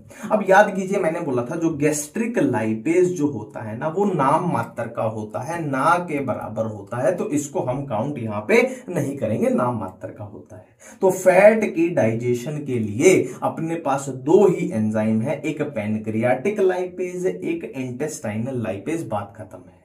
अब हम डाइजेशन स्टार्ट करने जा रहे हैं, डाइजेशन स्टार्ट करने जा रहे हैं, ठीक है। अब यहां पे मैं आपको पूरा चक्कर समझा देता हूं, फैट के डाइजेशन का पूरा चक्कर समझा देता हूं। देखो ये विलाई को एक बार हम दोबारा बना लेते हैं। देखो ये मैंने एक विलाई बना ली है, विलाई बना ली है, और विलाई के अंदर क्या है, ये है लिम्फ वेसल, ये है लिम्फ वेसल। ब्लड वेसल में नहीं बना रहा क्योंकि अपने को फैट का डाइजेशन कराना है, तो उसमें ब्लड वेसल अपने को नहीं चाहिए यहां पे, है ना। अब देखिए जो ये है, ये इंटेस्टाइनल की क्या है, इंटेस्टाइनल म्यूकोजा है, इंटेस्टाइनल म्यूकोजा है, तो जाहिर सी बात है इसमें भी सेल्स होंगी, तो इसकी हम सेल्स को दिखा देते हैं, इसकी हम सेल्स को दिखा देते हैं कुछ इस तरीके से, कुछ इस तरीके से हम इसकी सेल्स बना देते हैं। ये इंटेस्टाइन की म्यूकोजा की लेयर है, ठीक है। अब अपने पास मान लीजिए यहां हमने खाया है फैट, माउथ है यहां पे, हमने माउथ से क्या खाया, फैट खाया, चिप्स खाए, बर्गर खाया, जो भी खाया। अब हमें अल्टीमेटली करना क्या है, फैट की कहां पे पहुंचाना है, फैट को इस लिम्फ वेसल के अंदर इस फैट को पहुंचाना है अल्टीमेटली, ठीक है। अब इस फैट के अंदर जो अगर आप केमिकल नेचर देखोगे तो क्या होते हैं, ट्राइग्लिसराइड होते हैं। देखो ग्लिसराइड को मैं जी करके लिख रहा हूं, ट्राइग्लिसराइड, ये ट्राई जी मतलब ट्राइग्लिसराइड होते हैं। अब ये ट्राइग्लिसराइड को हमें कहां पहुंचाना है, लिम्फ वेसल के अंदर। और मजे की बात यह है लिम्फ वेसल के अंदर, लिम्फ वेसल के अंदर हमें चाहिए भी क्या, हमें चाहिए भी क्या, ट्राइग्लिसराइड ही चाहिए, हमें चाहिए भी क्या, ट्राइग्लिसराइड ही चाहिए लिम्फ वेसल के अंदर। तो आप बोलोगे बहुत बढ़िया बात है, हमने जो खाया है यानी ट्राइग्लिसराइड खाया है तो उसको डायरेक्ट यहां पहुंचा देते हैं, पर यह काम इतना आसान नहीं है, ये काम इतना आसान नहीं है। ये काम इतना आसान क्यों नहीं है, क्योंकि जो ये ट्राइग्लिसराइड है ये इंटेस्टाइन की इस म्यूकोजा, ये जो म्यूकोजा लेयर है इसको क्रॉस नहीं कर सकता, इसको क्रॉस नहीं कर सकता। तो हमें यहां करना क्या पड़ेगा, ट्राइग्लिसराइड के साथ कुछ ऐसा करना पड़ेगा, कुछ ऐसा करना पड़ेगा कि वो इस इंटेस्टाइन की जो ये म्यूकोजा लेयर है इसको क्रॉस कर जाए, है ना। फिर अल्टीमेटली फिर से ट्राइग्लिसराइड, है ना, हमें चाहिए तो ट्राइग्लिसराइड ही, है ना, क्या है, ट्राइग्लिसराइड के साथ यहां कुछ ऐसा कार्यक्रम होगा कि ये इसको क्रॉस कर जाए इंटेस्टाइन की म्यूकोजा को, और फिर से ट्राइग्लिसराइड बन के लिम्फ वेसल में पहुंच जाए। लिम्फ वेसल में अपने को ट्राइग्लिसराइड ही चाहिए, बात खत्म है। तो अब जो ये स्टेप है कि यहां पे क्या तिकड़मबाजी होगी कि ट्राइग्लिसराइड को इसके अंदर घुसाना है, वो हमें यहां पे देखने की बात है मेन, ठीक है। इस डायग्राम पे हम एक बार फिर से दोबारा से आएंगे, एक बार हम यहां पे देख लेते हैं कि क्या होगा। देखो हमने फैट खाया, जैसा कि हमने बात की थी, हमने फैट खाया, ये फैट है, एक बार रंग भर लेते हैं थोड़ा अच्छा लगेगा, फैट खाया। अब फैट के अंदर क्या था, हम ऑलरेडी बात कर चुके हैं, फैट के अंदर क्या था, ट्राइग्लिसराइड थे। फैट के अंदर क्या था, अगर केमिकल नेचर की बात करें तो इसके अंदर थे ट्राइग्लिसराइड।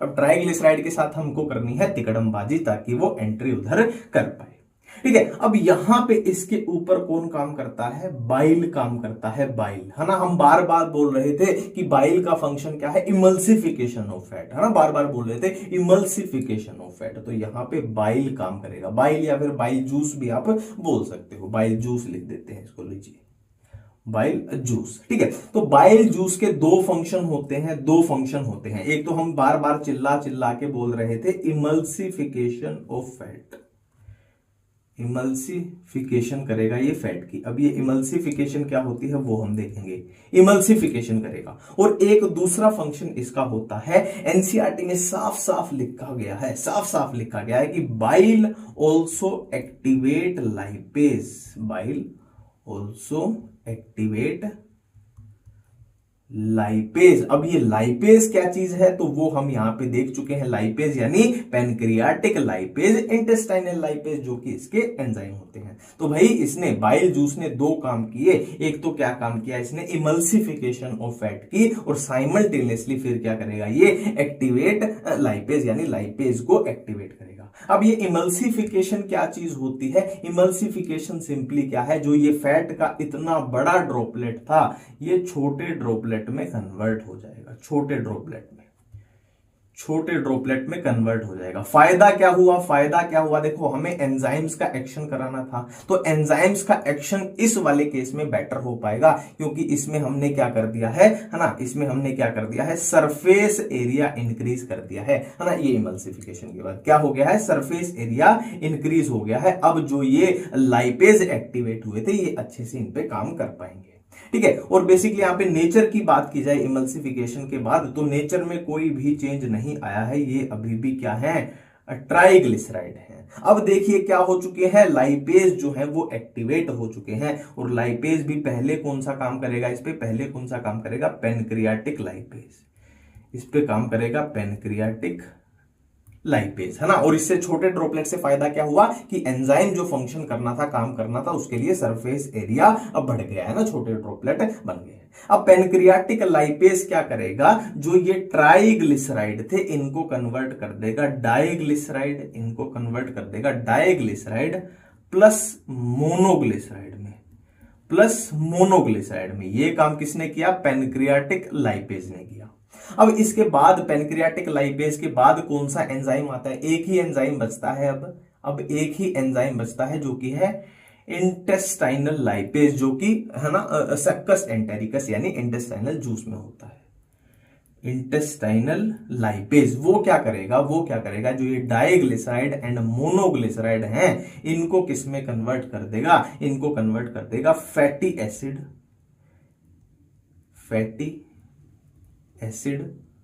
Plus glycerol. ये बन चुका है अपने पास फैटी एसिड प्लस ग्लिसरॉल, ठीक है। अब क्या होगा, ये बाइल जो है, बाइल जूस जो है, ये इस पे फिर से काम करेगा, बाइल, ठीक है। मतलब क्या है, fatty acid plus glycerol plus bile मिलके क्या बना देंगे, कुछ इस तरीके से बना देते हैं, लीजिए थोड़ा शानदार सा लगे, इस तरीके से मिलके क्या बना देंगे, एक स्ट्रक्चर बना देंगे जिसको मिसेल बोला जाता है। मिसेल या बहुत सारे बनेंगे, जाहिर सी बात है, इसलिए मिसेल्स लिख दीजिए। यहां पे अपने पास मिसेल्स बन चुके हैं, ठीक है। अब ये मिसेल जो है, ये जो बने हैं मिसेल जो बने हैं, अपने को अल्टीमेटली क्या कराना था, कुछ ऐसी स्ट्रक्चर बनानी थी जो ये इंटेस्टाइनल की है ना, इंटेस्टाइन की म्यूकोजा है, इसको क्रॉस कर पाए। तो मिसेल ही वो स्ट्रक्चर है, यहां पे मैं लिख देता हूं कि मिसेल ही वो स्ट्रक्चर है, मिसेल्स ही वो स्ट्रक्चर हैं जो इस इंटेस्टाइन की म्यूकोजा को क्रॉस कर पाएंगे, ठीक है। अब बेसिकली हम करते क्या हैं, ये एक सेल यहां से उठाते हैं और इसको जूम करके देख लेते हैं। ये एक सेल एक डब्बा उठाते हैं और उसको जूम करके देख लेते हैं। ये हमने एक सेल उठाई और इसको देख लेते हैं। अब बेसिकली हुआ क्या है, मिसेल्स बन चुके हैं अपने पास, और मैंने बोला ये जो इंटेस्टाइन की म्यूकोजा ही तो लेयर है, इसको क्रॉस कौन कर सकते हैं, मिसेल इसको आसानी से क्रॉस कर सकते हैं, है ना। मिसेल ने इसको आसानी से क्रॉस कर लिया, और यहां कहीं क्या है, अपनी लैक्टियल है, यहां कहीं क्या है, लिम्फ वेसल यानी लैक्टियल है। और लिम्फ वेसल में अपने को क्या चाहिए भाई, अपने को ट्राइग्लिसराइड चाहिए, है ना। और ट्राइग्लिसराइड कहां से चले थे, यहां से चले थे। अब देखिए क्या खेल चलता है, अब यहां मिसेल्स पहुंच चुके हैं, और मिसेल्स के अंदर अगर नेचर की बात की जाए तो क्या है, मिसेल के अंदर क्या है, फैटी एसिड है और क्या है, ग्लिसरॉल है, फैटी एसिड है और ग्लिसरॉल है। अब देखिए होगा क्या, अब यहां पे हो जाएगी एक केमिकल रिएक्शन, केमिकल प्रोसेस कुछ भी बोल लीजिए, जिसका नाम है एस्ट्रिफिकेशन। यहां हो जाएगी एस्ट्रिफिकेशन। तो एस्ट्रिफिकेशन से क्या होगा, ये जो फैटी एसिड प्लस ग्लिसरॉल थे, अबे क्या हो गया, पट जो फैटी एसिड प्लस ग्लिसरॉल थे वो कन्वर्ट हो जाएंगे किसमें, ट्राइग्लिसराइड में, और अपने को चाहिए भी क्या थे, लिम्फ वेसल में ट्राइग्लिसराइड चाहिए थे।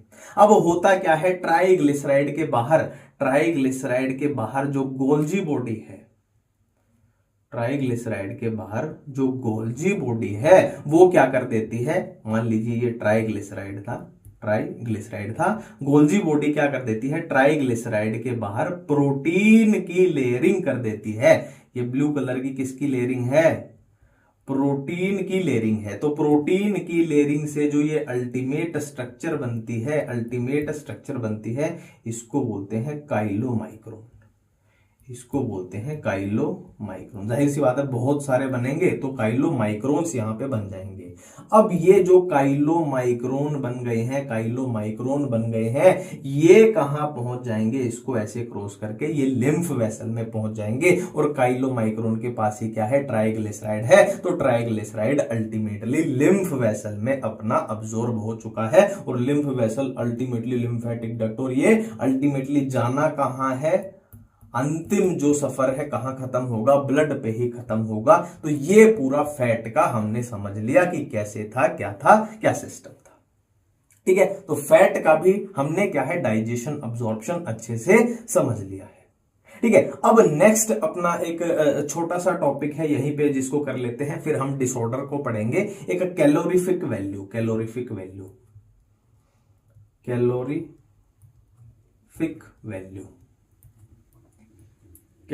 वैल्यू।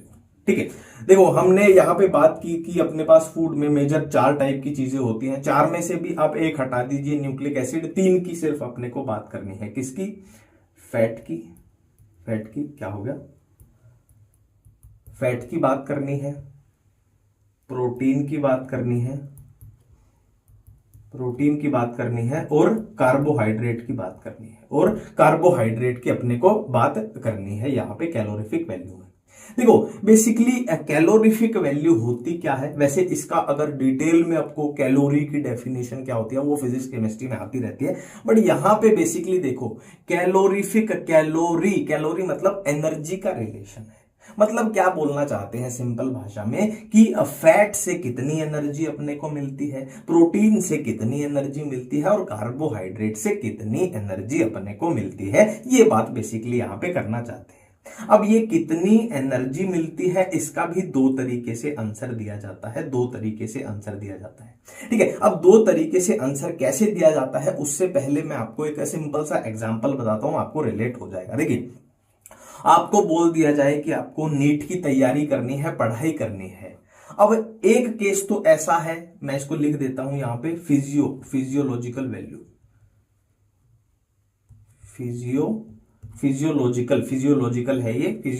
वैल्यू।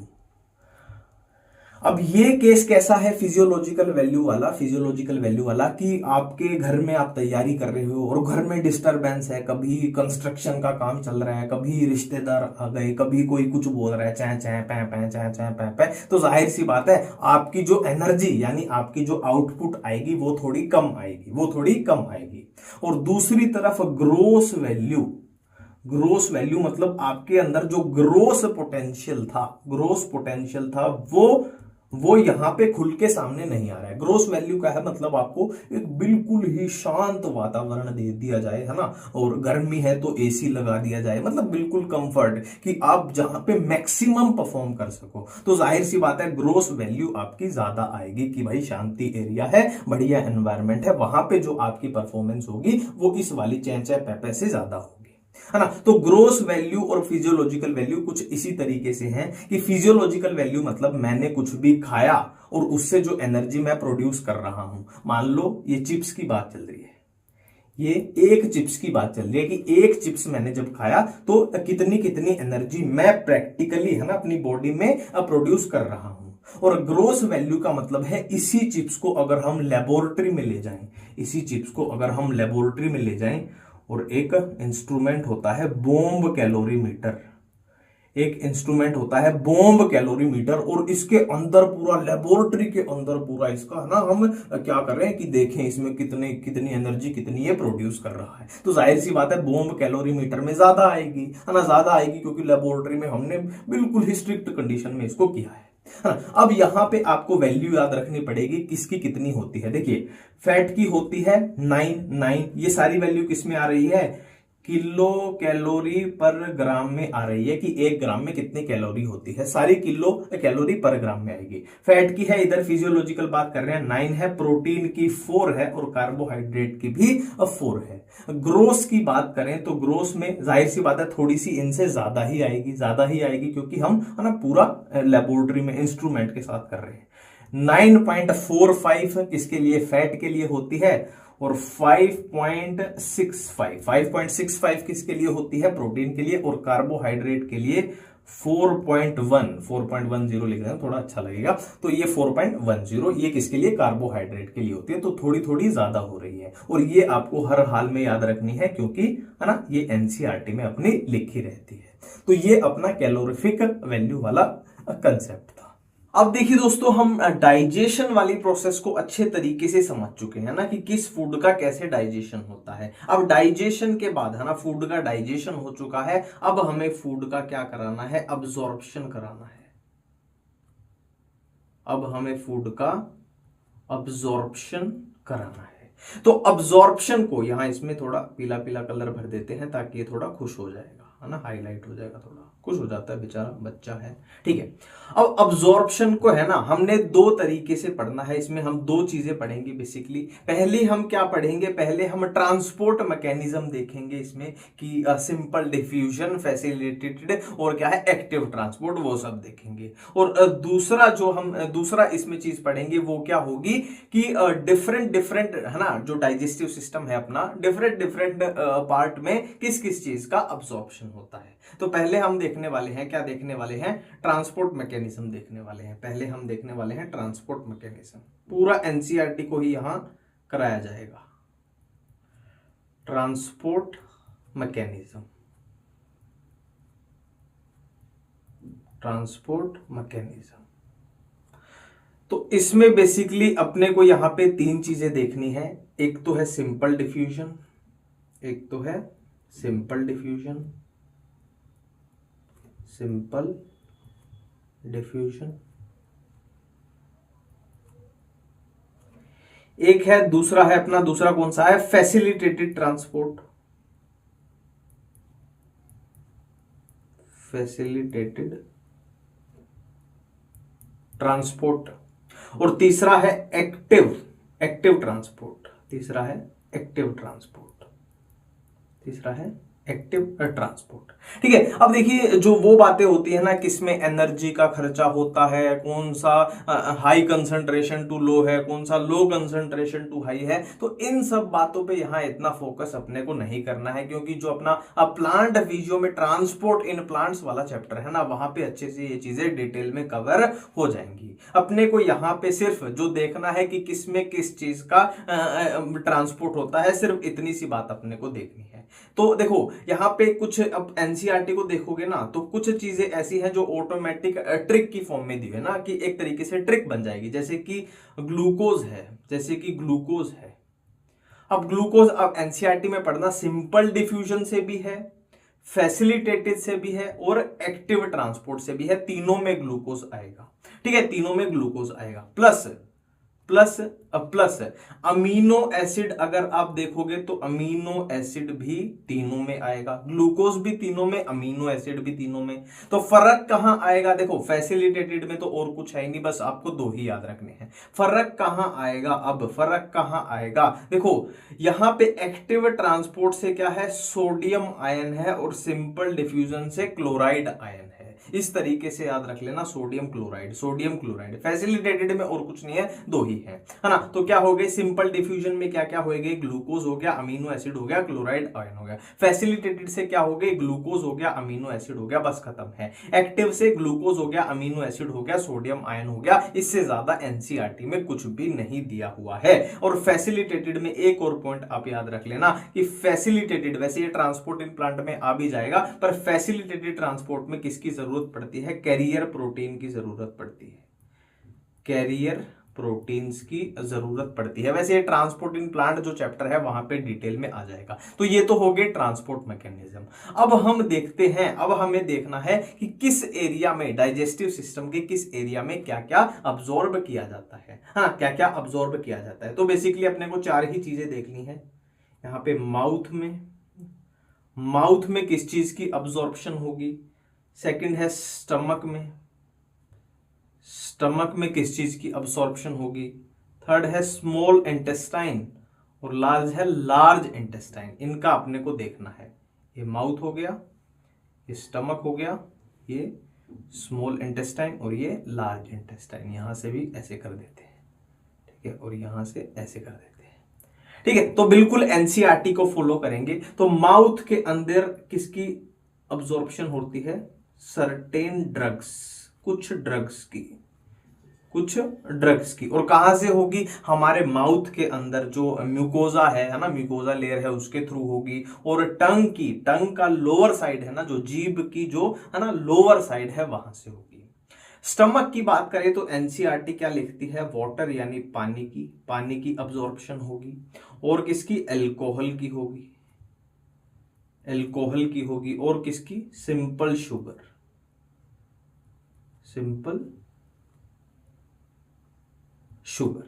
स्मॉल इंटेस्टाइन की बात करें तो मेजोरिटी ऑफ जो अब्जॉर्प्शन है, मेजर लिख देता हूं मैं, यहां मेजोरिटी लिख देता हूं, मेजोरिटी कि जो भी अपने को अब्जॉर्ब कराना था, जो अपने पास अमीनो एसिड बने है ना प्रोटीन से, कार्बोहाइड्रेट से हमने क्या बनाए थे, फिर मोनोसैकेराइड ग्लूकोज बनाया था, मतलब जो भी मेन आइटम है ना, जो मेजोरिटी ऑफ अब्जॉर्प्शन है वो स्मॉल इंटेस्टाइन में सारी हो जाएगी। लार्ज इंटेस्टाइन में बात करें तो यहाँ पे वाटर की अब्जॉर्प्शन होती है, वाटर की, कुछ मिनरल्स होंगे, थोड़े बहुत सम मिनरल्स और क्या है, कुछ ड्रग्स हो जाएंगी, थोड़ी बहुत ड्रग्स हो जाएंगी। ये लार्ज इंटेस्टाइन की अब्जॉर्प्शन है, ये लार्ज इंटेस्टाइन की अब्जॉर्प्शन है। तो ये कंप्लीट अपना एनसीईआरटी बन गया, इससे ज्यादा आपको नहीं याद करना है, ये बन गया, ठीक है। अब कुछ सवाल पूछे जा सकते हैं आपसे, कुछ सवाल पूछे जा सकते हैं कि मैक्सिमम डाइजेशन कहां होती है, मैक्सिमम डाइजेशन कहां होती है। इसके साथ ही एक और सवाल पूछा जा सकता है कि मैक्सिमम अब्जॉर्प्शन कहां होती है, मैक्सिमम अब्जॉर्प्शन कहां होती है, ठीक है। ये आपसे सवाल पूछे जा सकते हैं। अब इनका जवाब कैसे देना है, देखो, चाहे डाइजेशन की बात हो, चाहे अब्जॉर्प्शन की बात हो, मैक्सिमम मेनली कहां पे होते हैं, स्मॉल इंटेस्टाइन में होते हैं, मेनली कहां पे, स्मॉल इंटेस्टाइन में होते हैं। और ये ऑप्शन में आ गया स्मॉल इंटेस्टाइन, तो यही आंसर जाएगा। अगर ऐसे पूछ लिया stomach, small intestine, large intestine, mouth, तो स्मॉल इंटेस्टाइन आंसर जाएगा। अब ऐसा भी तो कर सकते हैं, थोड़ा और इस क्वेश्चन को ट्रिकी कर दिया जाए कि स्मॉल इंटेस्टाइन की भी तो 3 पार्ट होते हैं, एक ड्यूडेनम होती है, एक ज्यूजेनम होती है, एक इलियम होती है। अब वो आपसे पूछ ले कि कौन से पार्ट में, स्मॉल इंटेस्टाइन के भी कौन से पार्ट में मैक्सिमम डाइजेशन होती है, तो आपका आंसर जाएगा ड्यूडेनम, आपका आंसर जाएगा ड्यूडेनम, है ना। इसमें भी पूछ ले अगर स्मॉल इंटेस्टाइन में, तो आंसर जाएगा ड्यूडेनम। उसका रीजन भी सिंपल सा ऐसे याद रख लेना कि जो भी पेनक्रियाटिक है ना, पेनक्रियाटिक एंजाइम है या बाइल जूस था, कहां पे ओपन होते थे, ड्यूडेनम में वो ओपन होते थे। मैक्सिमम अब्जॉर्प्शन का पूछ ले अगर, तो स्मॉल इंटेस्टाइन आंसर है। बट अगर डिटेल में पूछ ले कि इनमें से बताओ कहां पे है, तो देखो ड्यूडेनम तो होगी मैक्सिमम डाइजेशन, उसके बाद बची कौन सी, 2 बची, ज्यूजेनम एंड इलियम, तो ज्यूजेनम एंड इलियम हो जाएगी मैक्सिमम अब्जॉर्प्शन हो जाएगी, मैक्सिमम अब्जॉर्प्शन हो जाएगी, ठीक है। सिंपल है, बिल्कुल सिंपल है। अगर आपसे पूछ लिया जाए कि डाइजेशन स्टार्ट कहां होती है, जो डाइजेशन है वो स्टार्ट कहां होती है, तो जाहिर सी बात है माउथ में स्टार्ट होती है। क्यों स्टार्ट होती है माउथ में, माउथ में एक एंजाइम होता था, आपको याद है ना, सलाइवरी अमाइलेज होता था, तो माउथ में ही डाइजेशन स्टार्ट हो जाती है ना। और लार्ज इंटेस्टाइन में ऐसी डाइजेशन की बात की जाए तो लार्ज इंटेस्टाइन में डाइजेशन नहीं होती है, अब्जॉर्प्शन, हाँ अब्जॉर्प्शन होती है, थोड़ी बहुत वाटर, मिनरल्स, ड्रग्स की अब्जॉर्प्शन यहाँ पे पाई जाती है, ठीक है। तो ये बेसिक सी बातें थी, थोड़ा घुमा फिरा के भी पूछ ले तो हम हर सवाल के लिए तैयार हैं कि मैक्सिमम डाइजेशन कहां, मैक्सिमम अब्जॉर्प्शन कहां। सारा खेल आप फोकस करना, सारा खेल किसके अराउंड है, सारा स्मॉल इंटेस्टाइन के अराउंड घूमता है, चाहे वो डाइजेशन हो, चाहे वो अब्जॉर्प्शन हो, स्मॉल इंटेस्टाइन एक मेजर रोल प्ले करती है ना। लार्ज इंटेस्टाइन का इतना कुछ खास नहीं रहता है। ठीक है, तो ये डाइजेशन हो गई, अब्जॉर्प्शन हो गई। अब देखिए दोस्तों, हम डाइजेशन को अच्छे तरीके से समझ चुके हैं और हम अब्जॉर्प्शन को भी अच्छे तरीके से समझ चुके हैं। अब कुछ छोटी छोटी बातें हैं जिनको हमें ध्यान में रखना पड़ेगा, नहीं तो पूरा चैप्टर अपना रिलेट नहीं हो पाएगा। देखिए, ये अपनी क्या थी, एलिमेंट्री कैनाल थी। ये अपनी क्या थी, एलिमेंट्री कैनाल थी, है ना। इसी कैनाल के ऊपर आधा चैप्टर हमने घुमा दिया। और यहां कहीं स्मॉल इंटेस्टाइन है, और स्मॉल इंटेस्टाइन के अंदर क्या होती थी, विलाई होती थी। स्मॉल इंटेस्टाइन के अंदर यहां भी बना देते हैं, क्या होती थी, विलाई होती थी, कुछ इस तरीके से, है ना। ये यहां पे खत्म हो गई अपनी एलिमेंट्री कैनाल, जो माउथ से शुरू होती है और एनस पर खत्म होती है। ठीक है, अब हमने कैसे पढ़ा है, पूरा चैप्टर कैसे पढ़ा है कि हमने यहाँ पे फूड खाया और फूड का साइज कितना बड़ा था, मान लीजिए इतना बड़ा साइज था। अब इतना बड़ा साइज तो क्या है, अब्जॉर्ब नहीं हो पाएगा। तो अब्जॉर्ब नहीं हो पाएगा तो हम इसको छोटे साइज में तोड़ लेते हैं। लीजिए, हमने इसको तोड़ लिया एंजाइम की हेल्प से इतने छोटे में। अभी भी ये अब्जॉर्ब नहीं हो पा रहा है, तो फिर से हम देखो ये एंजाइम का एक्शन करा रहे हैं, फिर से एंजाइम का एक्शन करा दिया और ये अल्टीमेटली यहाँ पे इतने छोटे पीसेस में टूट चुका है, इतने छोटे में यहाँ पे आ चुका है। ठीक है, इतने छोटे में यहाँ पे आ चुका है। अब जाहिर सी बात है, इसको हमें क्या कराना था, अब्जॉर्ब कराना था। और अब्जॉर्ब कैसे कराना था, कुछ इस तरीके से, है ना। ब्लड वेसल के अंदर जा रहा था, ब्लड वेसल के अंदर ये कुछ इस तरीके से जा रहा था। ठीक है, अब ब्लड वेसल में ये पहुंच चुका है, मान लीजिए ब्लड में पहुंच चुका है, ये ब्लड में पहुंच चुका है। अब ये ब्लड तो क्या है, ये वेसल है, देखिए ब्लड वेसल है, ये भी ब्लड वेसल है, यहां भी ब्लड वेसल जाएगी। और इसमें क्या जाएगा, ब्लड वेसल में ये फूड जो है ये तैर कर जाएगा। ब्लड वेसल में जो ये फूड था, अब्जॉर्ब किया था, ये तैर कर जाएगा। कहां जाएगा, कोई भी, मान लो यहाँ पे टिश्यू है, टिश्यू है या सेल है या कोई भी ऑर्गन है, कुछ भी बोल सकते हो। यहाँ पे टिश्यू है, यहाँ पे अलग टिश्यू है, यहाँ पे अलग टिश्यू है, मान लीजिए किडनी का टिश्यू है, ये ब्रेन का टिश्यू है। तो इन तक हमें क्या करना था, ये अल्टीमेटली ये फूड जो खाना था ये पहुंचाना था। तो हमने ये ब्लड के थ्रू इस टिश्यू तक ये खाना पहुंचा दिया। ठीक है, तो अब देखिए प्रोसेस कैसे हमने बात की थी कि बड़े साइज के मॉलिक्यूल को छोटे साइज में तोड़ना, इस प्रोसेस को हम क्या बोलते हैं, डाइजेशन बोलते हैं। इस प्रोसेस को डाइजेशन बोलते हैं। और यहां से ये फूड जो है ये ब्लड के अंदर क्या हो गया है, अब्जॉर्ब हो गया है। तो इसको हम क्या बोलते हैं, अब्जॉर्प्शन बोलते हैं ना, कि ब्लड वेसल में ये अब्जॉर्ब हो गया। अब ब्लड में तो आ चुका है, पर उसे टिश्यू तक जाना है, टिश्यू तक पहुंचना है। तो इस प्रोसेस को हम क्या बोलते हैं, एसिमिलेशन बोलते हैं। इस प्रोसेस को एसिमिलेशन बोलते हैं। पूरी स्पेलिंग लिख देता हूं मैं इसकी, एसिमिलेशन। इस प्रोसेस को हम बोलते हैं एसिमिलेशन। तो तीन प्रोसेस अपने को समझ में आ गई। डाइजेशन क्या, छोटे में तोड़ दिया। अब्जॉर्ब यानी ये जो टूटा था ये हमने ब्लड में अब्जॉर्ब कर लिया। अब ब्लड में तो आ गया है, बट उसको टिश्यू तक पहुंचना है, टिश्यू तक पहुंचना है। तो टिश्यू तक पहुंचाने वाला ये जो काम है, इसको हमने क्या बोला, एसिमिलेशन बोला। ठीक है, अब देखिए, मान ले यहां पे हमने ये पिज्जा बर्गर खाया था। तो पिज्जा बर्गर में जो काम की चीज थी अपनी, प्रोटीन थे, कार्बोहाइड्रेट थे, फैट थे, न्यूक्लिक एसिड थे, उनको तो हमने अब्सॉर्ब कर लिया। पर जाहिर सी बात है उसमें सारी तो काम की चीज नहीं रही होंगी। उसमें क्या रहा होगा, कुछ वेस्ट भी रहा होगा, कुछ वेस्ट भी रहा होगा। तो जो वेस्ट था इस फूड में, खाने में, उसको हम क्या करते हैं, उसको तो अब्सॉर्ब नहीं करेंगे ना, वेस्ट को क्यों अब्सॉर्ब करना है। तो उसको हम एनस के थ्रू बाहर निकाल लेते हैं, एनस के थ्रू बाहर निकाल लेते हैं। और इसको बोलते हैं डीफिकेशन, इसको बोलते हैं डीफिकेशन। ठीक है, अब देखिए ये डीफिकेशन में होता क्या है, डीफिकेशन में होता क्या है कि वेस्ट यहां तक आया और यहां पे अपनी क्या आ रही थी, लार्ज इंटेस्टाइन थी। ये मान लीजिए अपनी लार्ज इंटेस्टाइन थी। तो लार्ज इंटेस्टाइन के तीन पोर्शन होते हैं, एक सीकम, फिर कोलोन और फिर रेक्टम। ठीक है, अब एनसीईआरटी में क्या लिखा गया है, ये रेक्टम जो है यहां पे देखो, ये एनस आ जाएगी, कुछ इस तरीके से बना देते हैं एक रफ सा डायग्राम। ठीक है, ये सीकम थी, ये कोलोन थी, ये रेक्टम थी। अब एनसीईआरटी में क्या लिखा गया है कि रेक्टम के अंदर जो ये वेस्ट आया है, डाइजेस्टिव वेस्ट है, वो सॉलिडिफाई हो जाएगा, मतलब सॉलिड में कन्वर्ट हो जाएगा, जिसको हम फीसिस बोलते हैं, जिसको हम फीसिस बोलते हैं। किसके अंदर हो रहा है ये? रेक्टम के अंदर जो डाइजेस्टिव वेस्ट आया है वो सॉलिडिफाई हो जाएगा और फीसिस में कन्वर्ट हो जाएगा। ठीक है, अब यहां पे ये है ना, क्या है, फीसिस यहां पे भर जाएगा तो क्या होगा, एक नर्व रिफ्लेक्स है ना, मतलब ब्रेन को कुल मिला के सिग्नल जाएगा, फिर ब्रेन बोलेगा कि हाँ भाई माल इकट्ठा हो चुका है, शौचालय में चले जाइए, अब इसको खाली कर दीजिए। ऐसे वॉलेंट्री होता है, वॉलेंट्री मतलब है ना, समझ गए ना आप, कि थोड़ा बहुत कंट्रोल करना चाहो तो कर सकते हैं थोड़ी बहुत देर के लिए, अगर आप बस या ट्रेन में बैठे हो, वॉलंटरी होता है।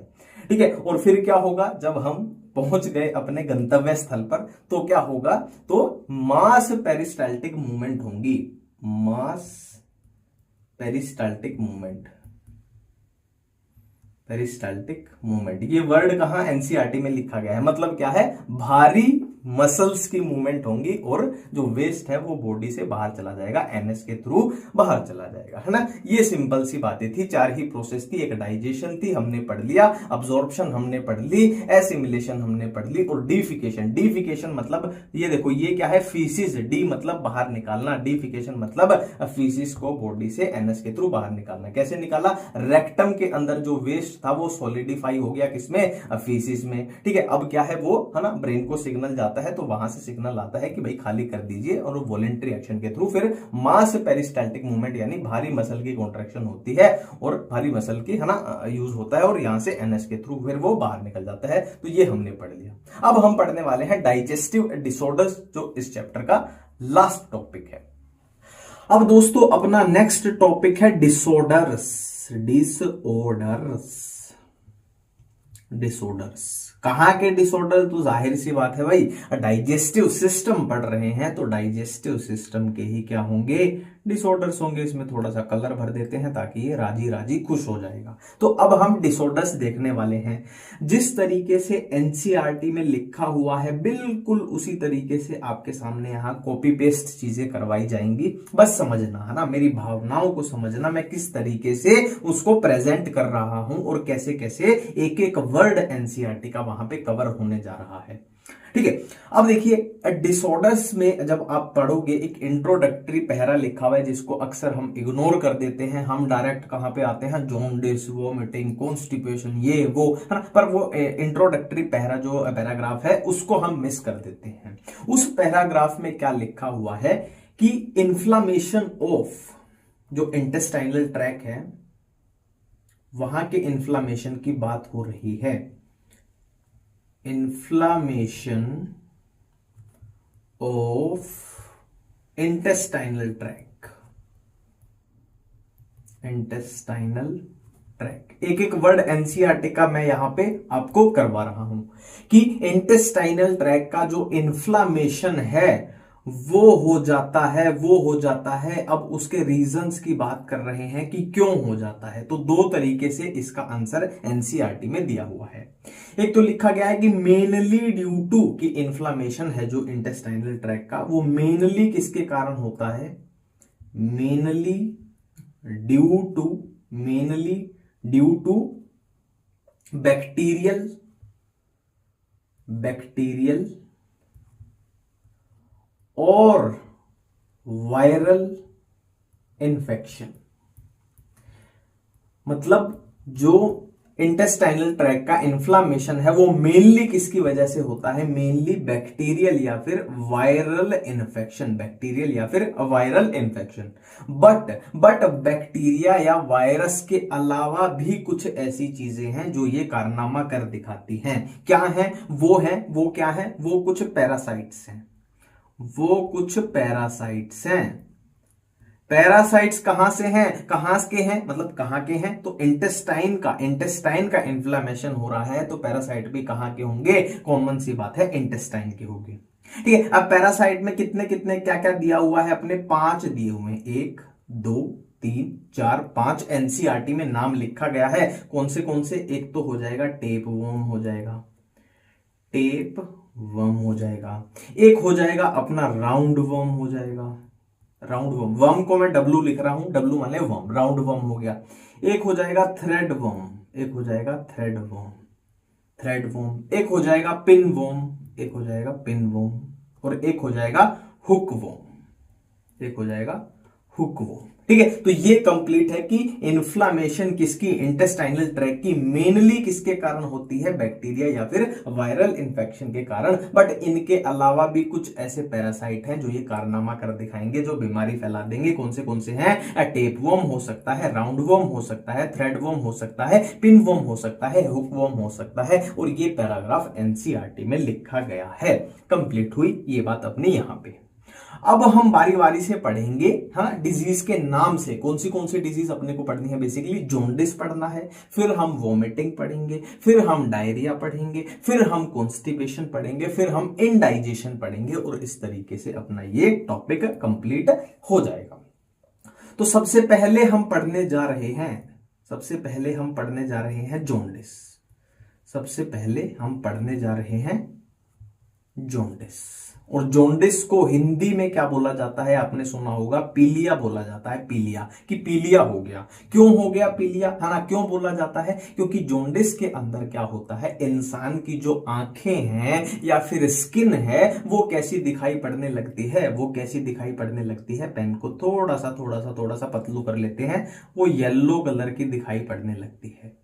क्या, इंसान की आंखें, आईज, और क्या है, स्किन, इंसान की आंखें, स्किन येलो कलर की दिखाई पड़ने लगती है। अब आपका एक बहुत बढ़िया क्वेश्चन होना चाहिए कि येलो कलर की दिखाई पड़ने लगती है, ये तो तूने बता दिया, बहुत बढ़िया बात है, पर इसका रीजन क्या है कि येलो कलर आया कहां से है। तो इसका जवाब मैं अब आपको देने जा रहा हूं।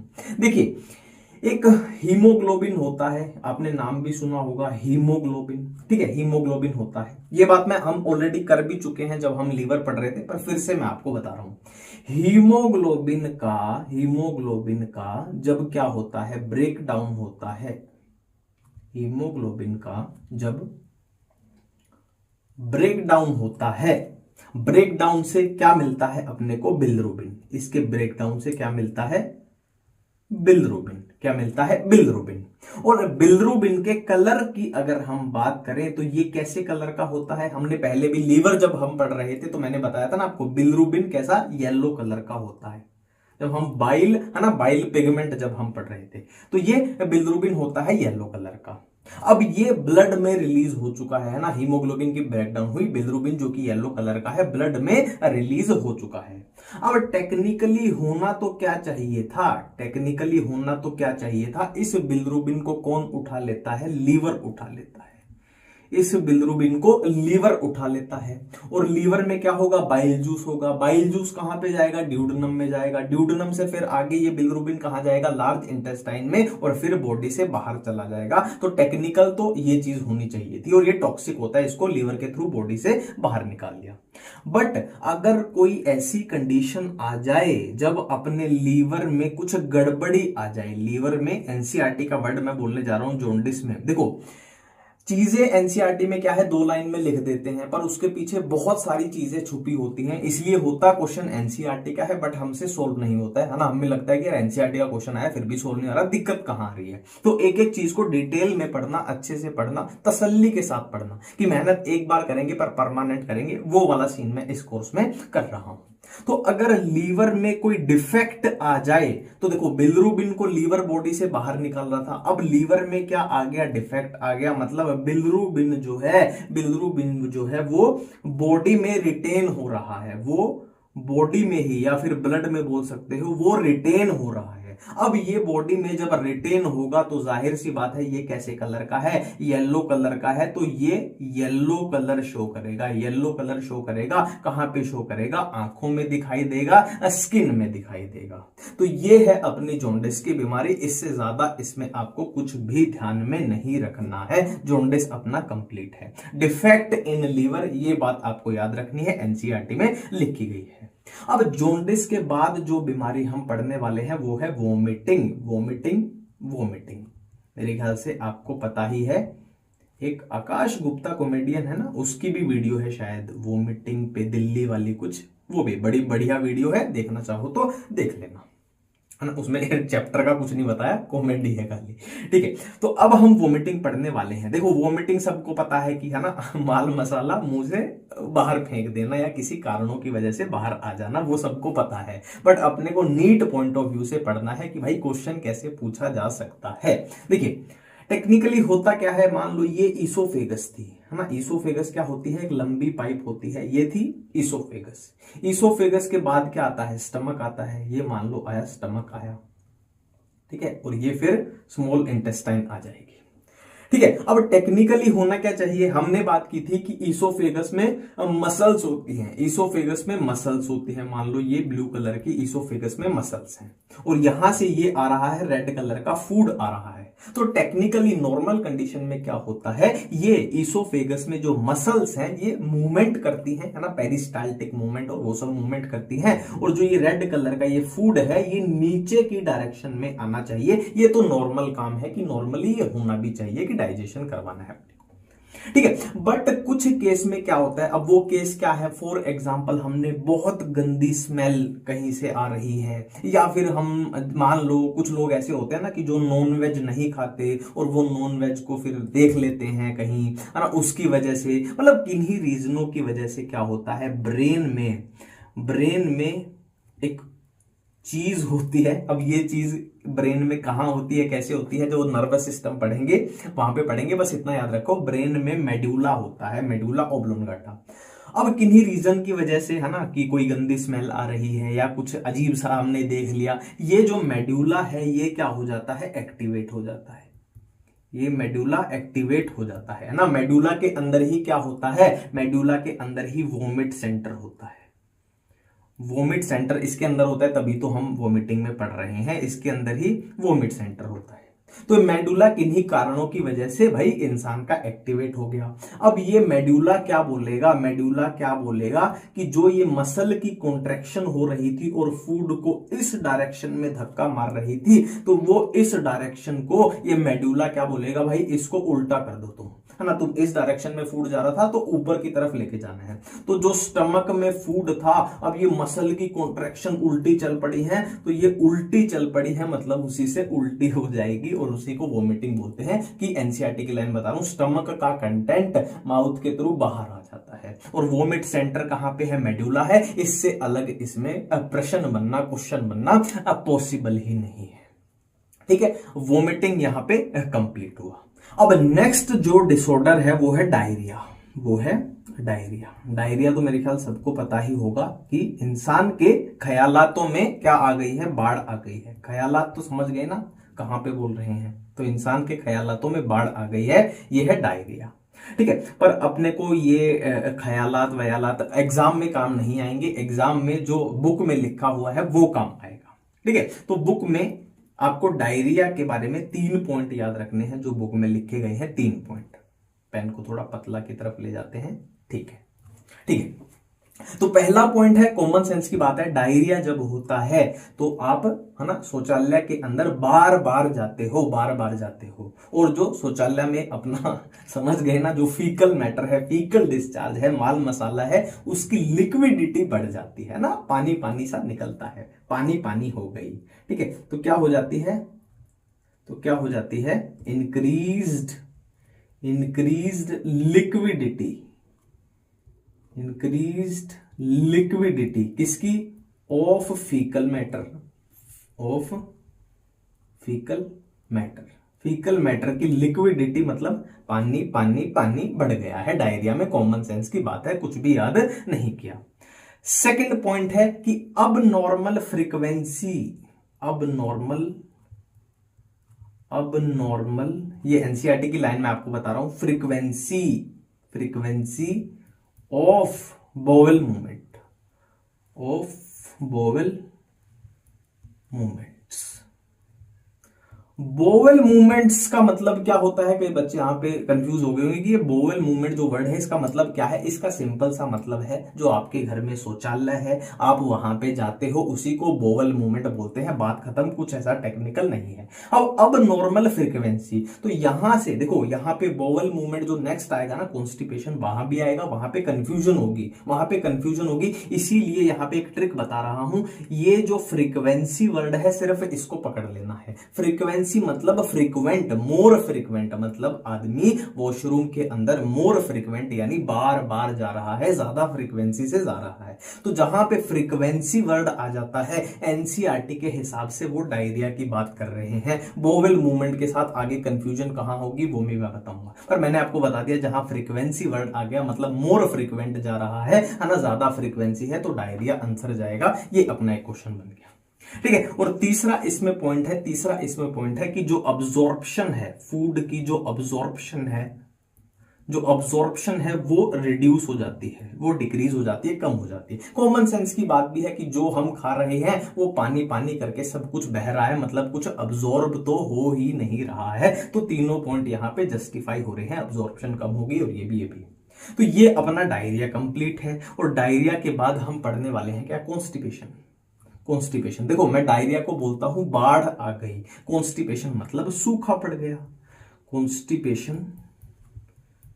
कॉन्स्टिपेशन मतलब सूखा पड़ गया, मतलब मिस कॉल आ रही है पर बात नहीं हो पा रही है ना, कॉल पे बात नहीं हो पा रही पर मिस कॉल बार बार आ रही है, मतलब लग रहा है कुछ है पर है नहीं असल में, है ना, एक छलावा है एक तरीके का। बट हमें को क्या है, क्वेश्चन कैसा पूछा जा सकता है उस हिसाब से बात करनी है। ठीक है, अपना वाइवा तो वहां पे होगा नहीं। देखिए अब क्या लिखा हुआ है कि बोवेल मूवमेंट जो है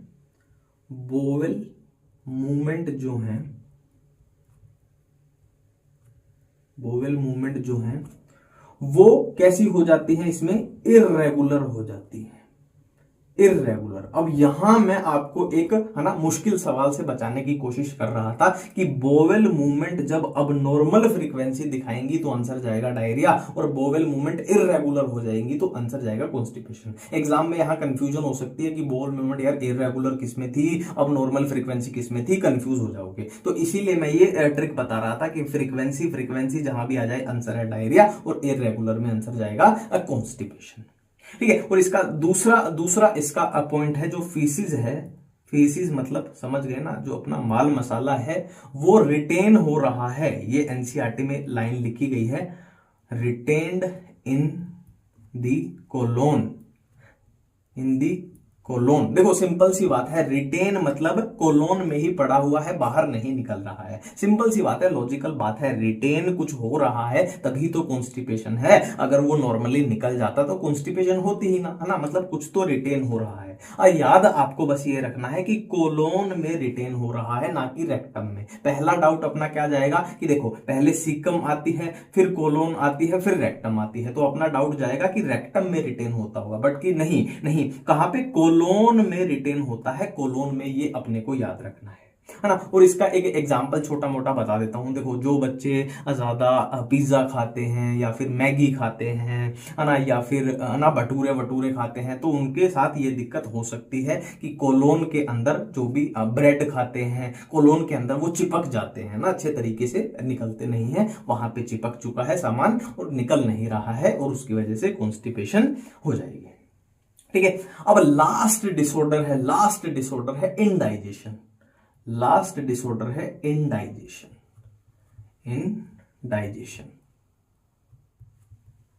इनडाइजेशन नाम से ही पता लग रहा है, इनडाइजेशन मतलब जो डाइजेशन है वो प्रॉपर तरीके से नहीं हुई है, डाइजेशन है जो वो प्रॉपर तरीके से नहीं हुई है।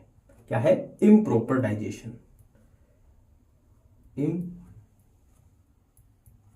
Proper digestion. ठीक है, अब देखो हमने खाना खाया और वो प्रॉपर तरीके से डाइजेस्ट नहीं हो रहा है, मतलब क्या है, हमें भूख कम लगेगी, है ना, वही जो खाया था वही नहीं निकल पा रहा, तो भूख कहां से लगेगी, मतलब ऐसा लगेगा कि पेट भरा भरा है। फीलिंग ऑफ फुलनेस, एनसीईआरटी की लाइन है ये, फीलिंग ऑफ फुलनेस, है ना, पेट भरा भरा लगेगा, कॉमन सेंस की बात है। पुराना ही डाइजेस्ट नहीं हुआ तो नया कहां से घुसाएंगे, फीलिंग ऑफ फुलनेस आएगी। ठीक है, अब इसके रीजन की बात कर रहे हैं कि ऐसे क्या कारण है जिनकी वजह से ये हो सकता है ना।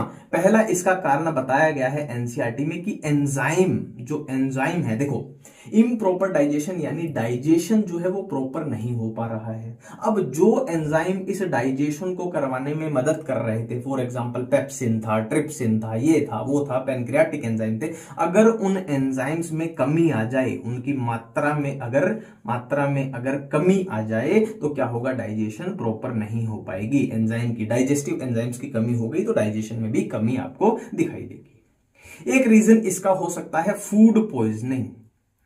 फूड पॉइजनिंग की वजह से भी ये सिनेरियो देखने को मिल सकता है। फूड पॉइजनिंग है ना, कि पूरा पेट का सिस्टम ही डिस्टर्ब हो गया है, डाइजेशन हो ही नहीं पा रहा है।